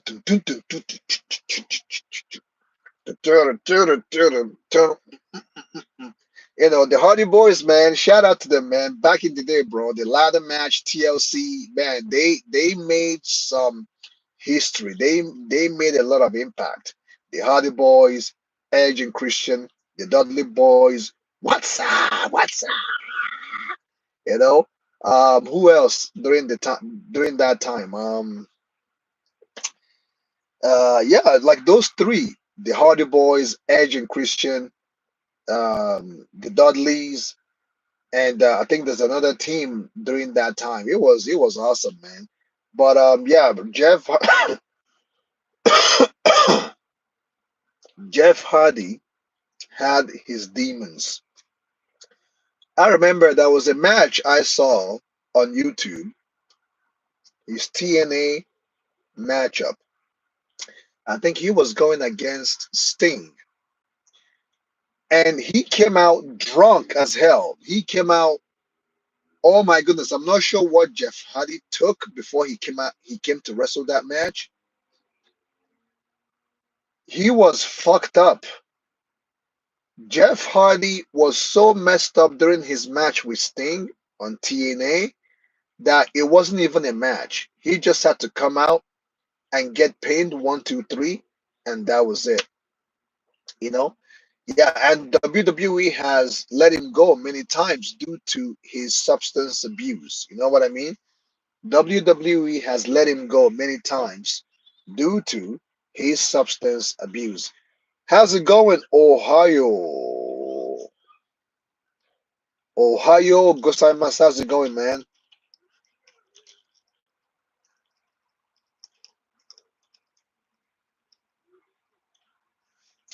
Yeah, if it's not for Jeff Hardy's demons, if it wasn't for his substance abuse, he would have been one of the greatest of all time. Because the guy had a lot of talent, man. He got talent off the wazoo, you know, and he has a heart and his charisma. Just the way he wrestles, his passion, his work, his energy is just on the right path. You know what I mean? But due to the fact that he couldn't overcome his demon, it kind of hindered his progress in the WWE. But shout out to him still. Shout out to him. DX were also one of the greatest tag team of all time. One of the greatest tag team of all time. X Pac and Billy Gunn, the Road Dog. Um, the list goes on. Triple H, Shawn Michaels, China, back in the Attitude Era. They were great. They were great, man. Yeah, Jeff Hardy's wrestling style was just so damn good. You know, I would dream a match where you get Jeff Hardy, RVD. RVD is another badass character. RVD was great, man. RVD and Jeff Hardy. Imagine those two wrestling, like having a WrestleMania match. Man, those were one of my dream matches if it ever happened. Jeff Hardy, um, RVD, um, who else? Maybe Edge. You can throw in Kofi Kingston in that mix. Uh, you can throw in Evan Bourne. Evan Bourne. You can throw him in there too. Um, who else? I'll say Sami Zayn. You can throw him in there too. This would be a dream match. Jeff Hardy, RVD, Evan Bourne, uh, Sami Zayn, Kofi Kingston. You can even throw Neville. You all remember Neville, right? Neville from back, Neville. Those seven, no, 6 stars would be a dream match. I'm looking at like Money in the Bank ladder match. That would be epic. Having these 6 wrestlers in the same ring at the same time, entertaining thousands, if not millions of fans. That would be epic. That would be epic. Jeff Hardy, RVD, maybe Edge, Evan Bourne, Neville, Kofi Kingston, and to top it off, you can even throw in what's his name?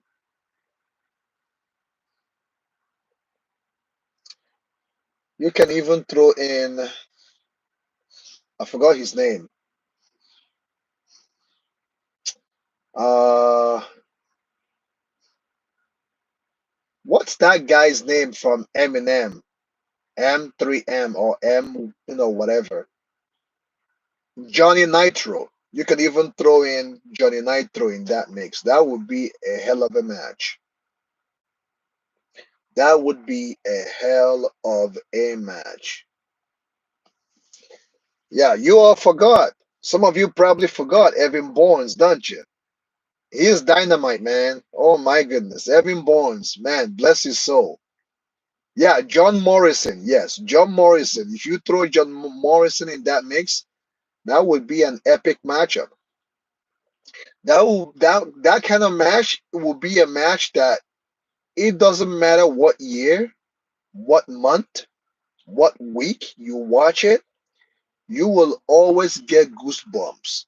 Like when you have these characters, these stars in a ladder match for a briefcase, that will be an epic matchup. It will be goosebumps off the wazoo. I'm telling you. John Morrison, man, those guys, man, like imagine that would be a dream match. Dream match. Dream match, baby. Dream match.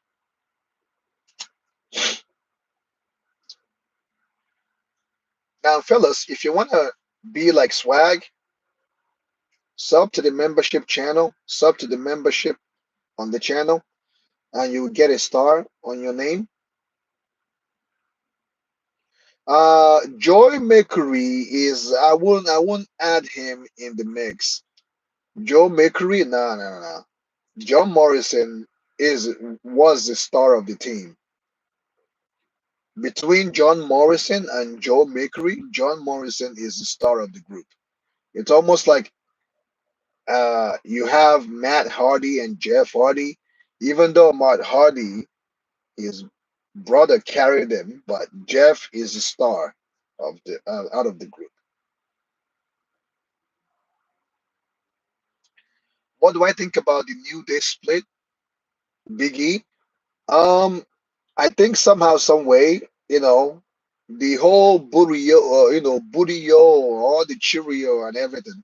I guess with this, maybe they can be taken seriously because with the New Day thing, jiving and twerking their ass, throwing pancakes and handing pancakes and all this shit, it's entertaining, but it's not really putting a good prestige on their name that people will remember for all time.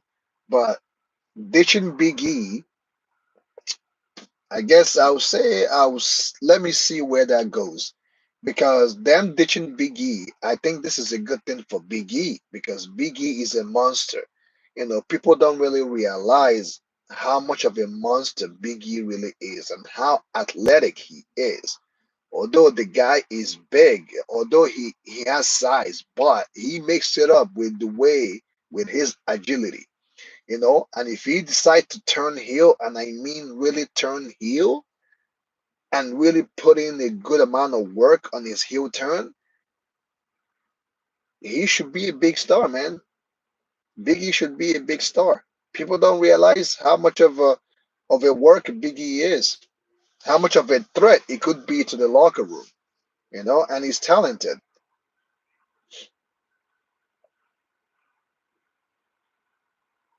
They don't know what to do with him, that's true, but I think that, they should give him a shot.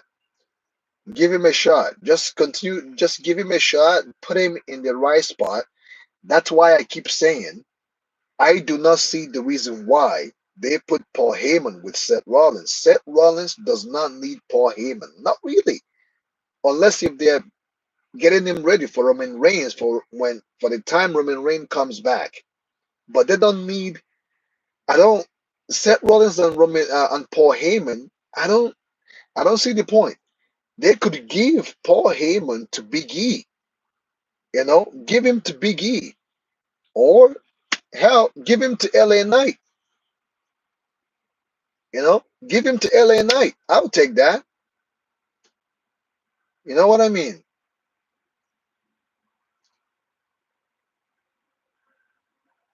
Jey Uso lost.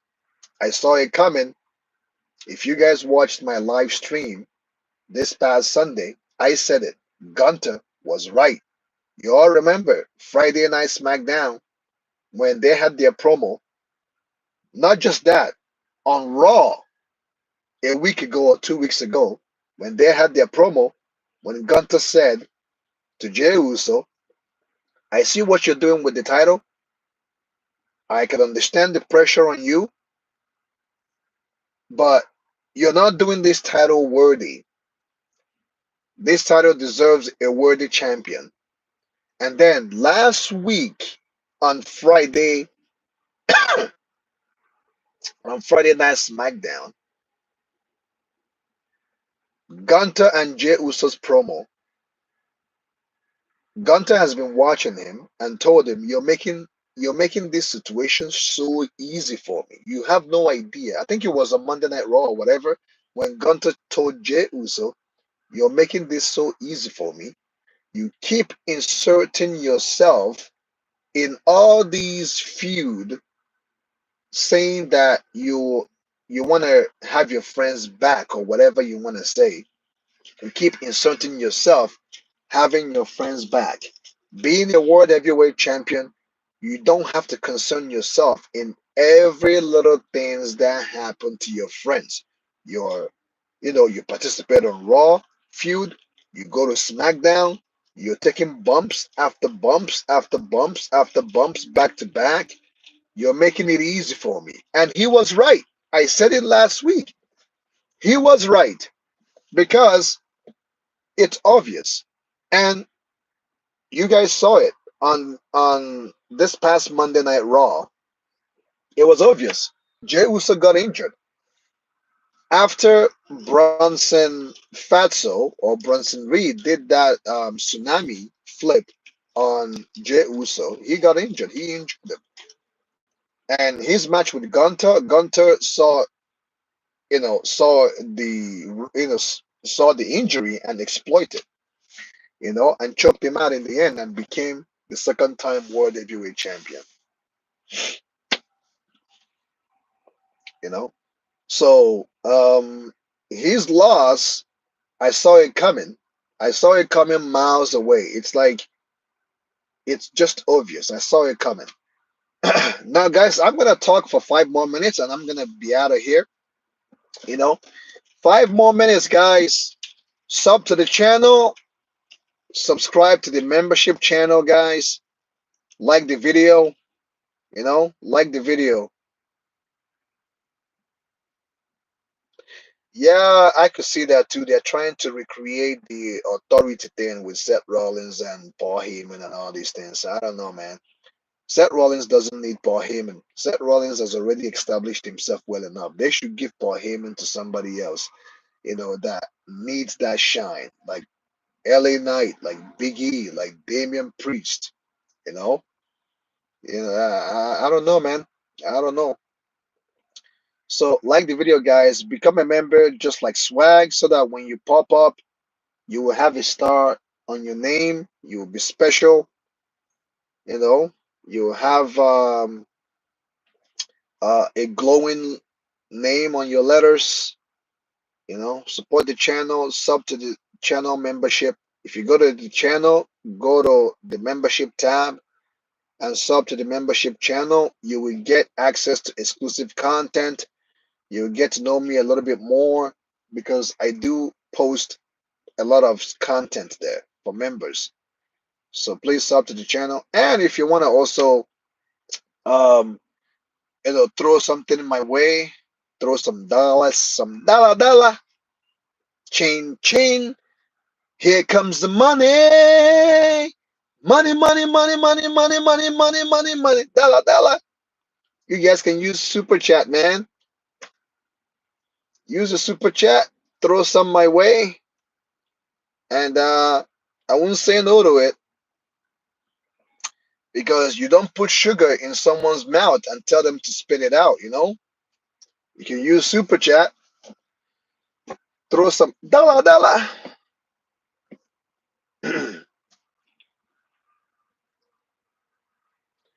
That's also a good. I didn't think about that. I didn't think about that. Paul Heyman can also return to CM Punk. Yes, that is true. Although at this point CM Punk doesn't really need Paul Heyman too, but you know, we know that when these two were a team, they were very impactful. You know, they were very, very impactful. CC moment. Thanks for coming in, CC. Oh my goodness. Now we have another follower, another channel membership personnel on the chat. CC moment. Thanks for coming to the chat. Bismo Fon Yons. I hope I pronounced that last name correctly, man. I hope I didn't butcher it. Yeah, CC moment, you came a little too late, man. I'm about to end this chat. My battery life right now is at 8%. When it goes at 5%, I will end the chat. In the meantime, ladies and gentlemen, like the video, like the live stream. It helps with the algorithm. And sub to the channel membership. It helps with the algorithm as well. If you want to donate using super chat, it also helps with the algorithm. It helps me out. You know,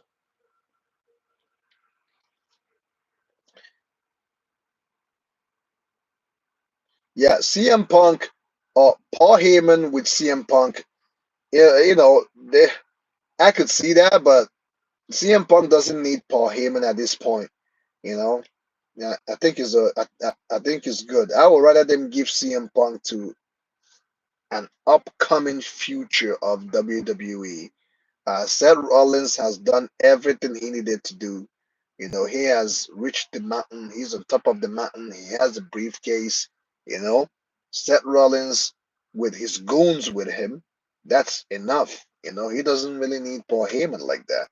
But be that as he may, if they have future plans with Paul Heyman and Seth Rollins, you know, they can go ahead. We'll see how that goes.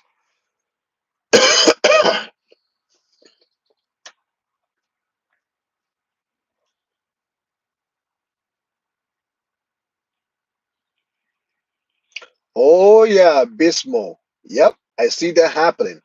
In fact, I just said that okay, I see Braun Breaker turning on Seth Rollins. I see Triple H and Batista situation, because if y'all remember, Triple H is like, how do I put it? Seth Rollins admires Triple H a lot. And if y'all remember, Triple H gave him the go ahead to use the pedigree. So, you know, you could say that Seth Rollins respects Triple H so much that he gave him the go ahead to use the pedigree. And if y'all remember Triple H and Batista situation, I think I think we might get the same thing with Seth Rollins and Braun Breaker. I see that happening. It's gonna be that Triple H and Batista feud, kind of Seth Rollins and Braun Breaker kind of thing. I don't know. What do you guys think about that?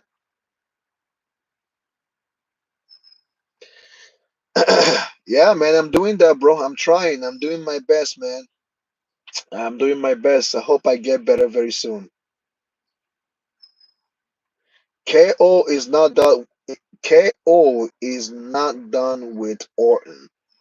Well, we'll see what happens. I mean, Randy Orton at this point, Randy Orton, I mean, he's such a hell of a worker, man. Randy Orton is just one of the best in-ring wrestler of all time.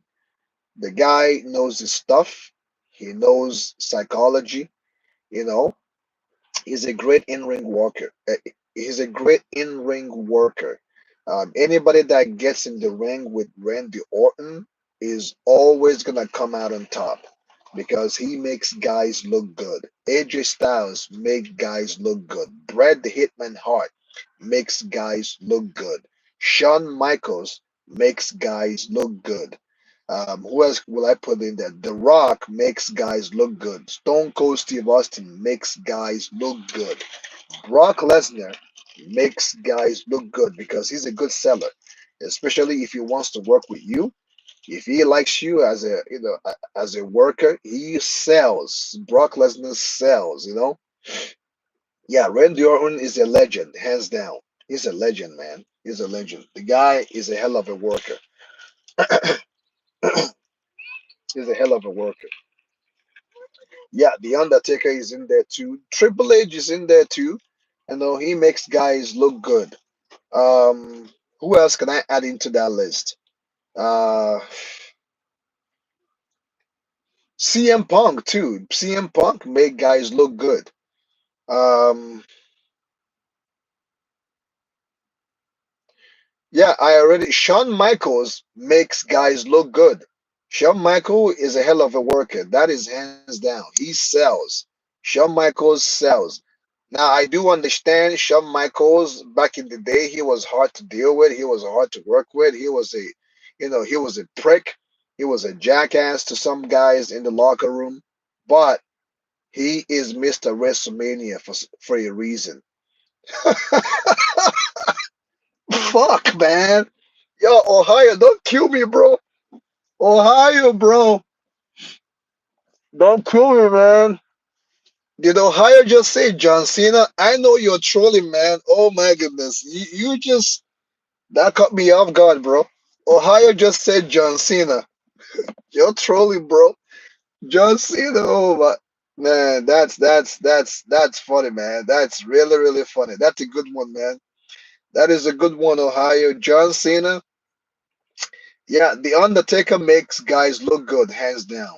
Batista also make guys look good. Ohio just said John Cena. Oh my goodness, man.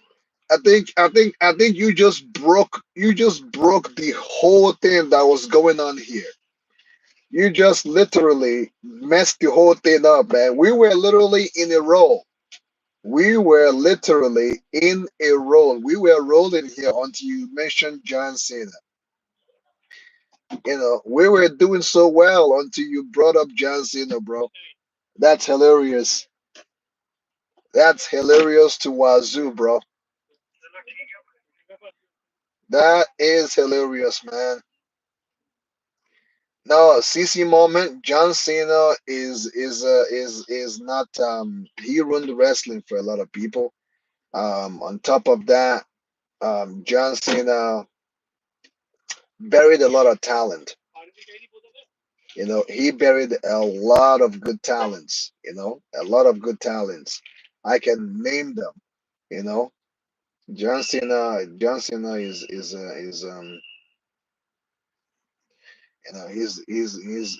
and it kind of messes with me a little bit when they keep saying that he is the greatest of all time. I don't understand that. If WWE are doing that or saying that to put heat on him because he's a heel, oh, yeah, but he's not the greatest of all time, man. They can kiss my ass with that stuff, man. He's not the greatest of all time. He's not the best in-ring worker. He's good at burying talents. I can give him that. If they're saying the greatest of all time, I think what they're saying, the greatest of all time on burying talents. I think that's what they're trying to say. The greatest of all time burying talents. Yes. You can give that to John Cena. Now, ladies and gentlemen, man, I love you guys, man. Thank you guys, man. My battery right now is at 4%. I would like to stay here and chit chat more, but my battery is almost dead, and I got work tomorrow. I have to go, get ready for tomorrow and get ready for the beginning after the end tomorrow. Um, yeah, John Cena ruined wrestling, bro. Someone just said Great Khali. Yo, where did you come from, man? Sohan Banga. Someone just said Great Khali. Are you kidding me? Did someone just say Great Khali? Someone just mentioned Great Khali, bro. Anyways, guys, thank you so much for the live stream. Thank you for coming to the chat. Much appreciated. Catch me tomorrow. on the beginning after the end. Catch me on Thursday for Windbreaker Season 2.